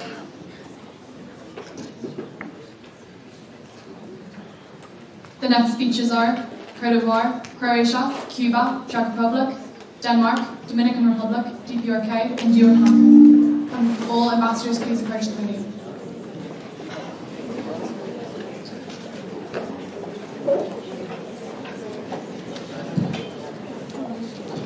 Ivory Coast, you have the floor. Honourable President, dear fellow delegates, the delegation of Cote d'Ivoire is fully aware of the urgent need for action in terms of dealing with the diverse and multifaceted issues that are infesting the world at the moment. Ranging from terrorism to malnutrition and cyber warfare, the problems of the modern society threaten each and every nation, and thus call for all member states to merge their forces and engage in cooperation. As one of the most rapidly developing economies in the world, Cote d'Ivoire recognizes the fact that the modern world calls for constant improvement and development, and therefore the role of science and technology will be certainly critical during the solution-finding process. Our delegation applauds any recent and previous progress achieved regarding the settlement, or at least the positive advance of the situation worldwide, and seeks to restore balance where adequate improvement has yet to be reached. Last but not least, Cote d'Ivoire supports the utilization of a strong combination of the available resources, science, and creative dialogue between the nations. This will ultimately provide the key to overcoming humanity's weaknesses and enhancing its strengths. Thank you. Croatia.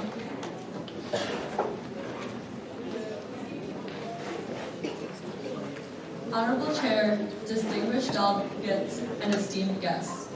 Croatia is delighted to be attending the 31st Annual St. Andrews International Mali United Nations Conference. The delegation of the Republic of Croatia is a small nation located in Eastern Europe on the coast of the Adriatic Sea. A staggering issue the delegation of Croatia calls for the UN to address is the inconsistency of trade and global governance, as large actors coerce and overrule smaller states. Negotiations are conducted in secrecy, but must be governed in order to benefit every state and their citizens. The delegation of Croatia encourages all member states to collaborate to create sustainable resolution that will help eradicate current issues of today, including global trade negotiations and governance. Speaking for the delegation of Croatia, we are looking forward to a fruitful and productive debate between delegations. Thank you, and good luck, fellow delegates. Cuba.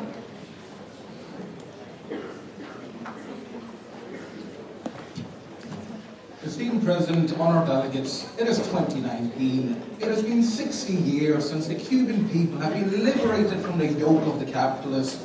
As we enter a new age of prosperity, under a new constitution, we must look back on the past.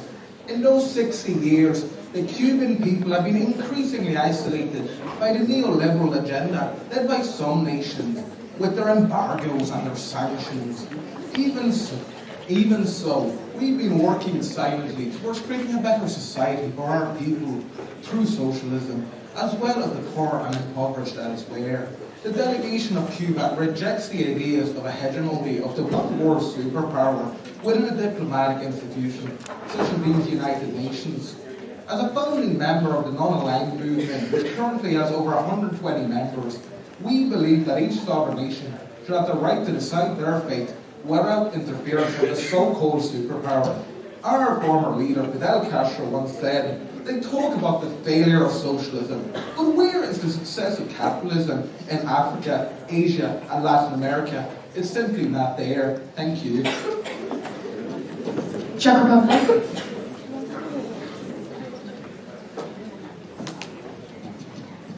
Honorable Presidents of the General Assembly, fellow delegates, and distinguished guests. It is an honor to represent the Czech Republic at this conference. This delegation has been a vital part of the United Nations for the past 26 years and attaches a great importance to dealing with the development of national security and protection of human rights. Additionally, the Czech Republic was honored to hold a one-year presidency of the Economic and Social Council between 2017 and 2018. With its Czech Republic 2030 strategic framework based on the United Nations Sustainable Development Goals, this delegation plans on addressing 97 specific goals regarding sustainable development and has been working diligently towards these goals so far. We encourage complete global cooperation towards such universal objectives and look forward to a week of productive debate as a means to solving international crises, specifically on providing all citizens with human rights and fundamental freedoms. Thank you. Denmark.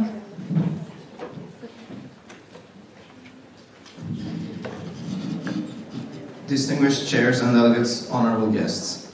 After our liberation at the end of the Second World War, the Kingdom of Denmark abandoned its 200-year-long policy of neutrality, and we were one of the founding nations of the United Nations.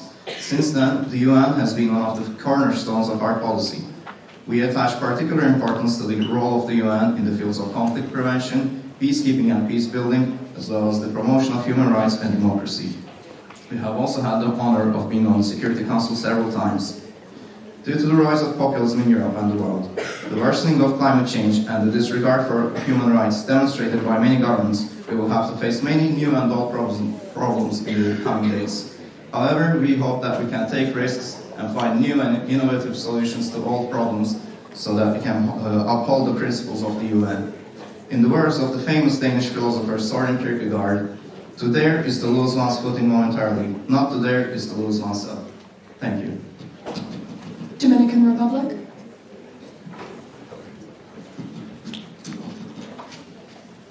Fellow delegates, honorable chair, this generation holds the power in their hands to change the world. The power to eliminate poverty, tyranny, and mass movement that is still present throughout our globe today. We shall not let this endeavor fail. We ought to welcome it. We must work united towards the common venture of proliferating freedom and liberty throughout the globe. We must work united towards the common venture of ensuring that every child born on this globe has the opportunity to thrive. We must work united towards the common venture of eliminating racial discrimination throughout our globe. And to our allies and adversaries across the globe who see the dawn of the new endeavor, we are here to help you. if you're willing to help yourself. Let's go change the world. Thank you. GPR Korea.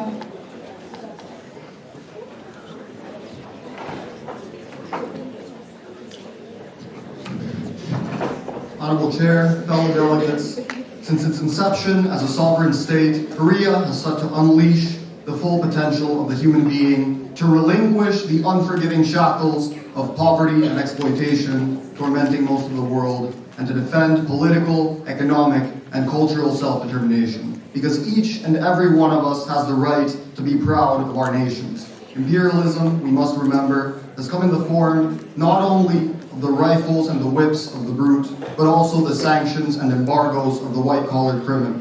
Her delegates look forward to proposing bold action and working with nations of all backgrounds and beliefs on issues ranging from medicine supplies to environmentally sustainable technology. And we hope to ensure we can solve all these problems to the benefit of all nations and the international proletariat, not just the wealthy and powerful. Thank you. Dior Connor.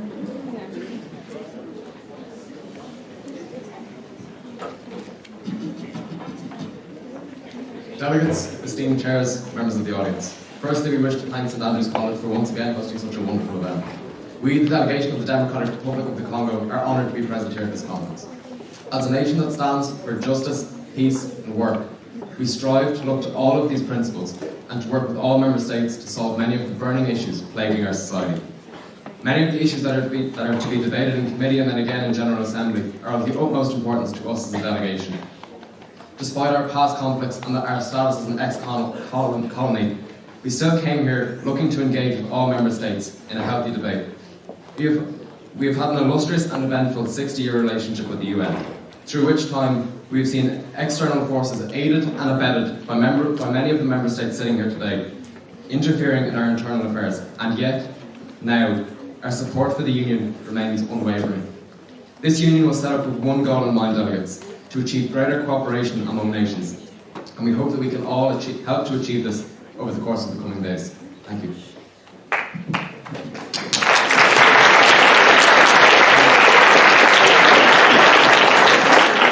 Delegates, we will now be entertaining two more rights of reply. If there are any such on the floor, please raise your cards now.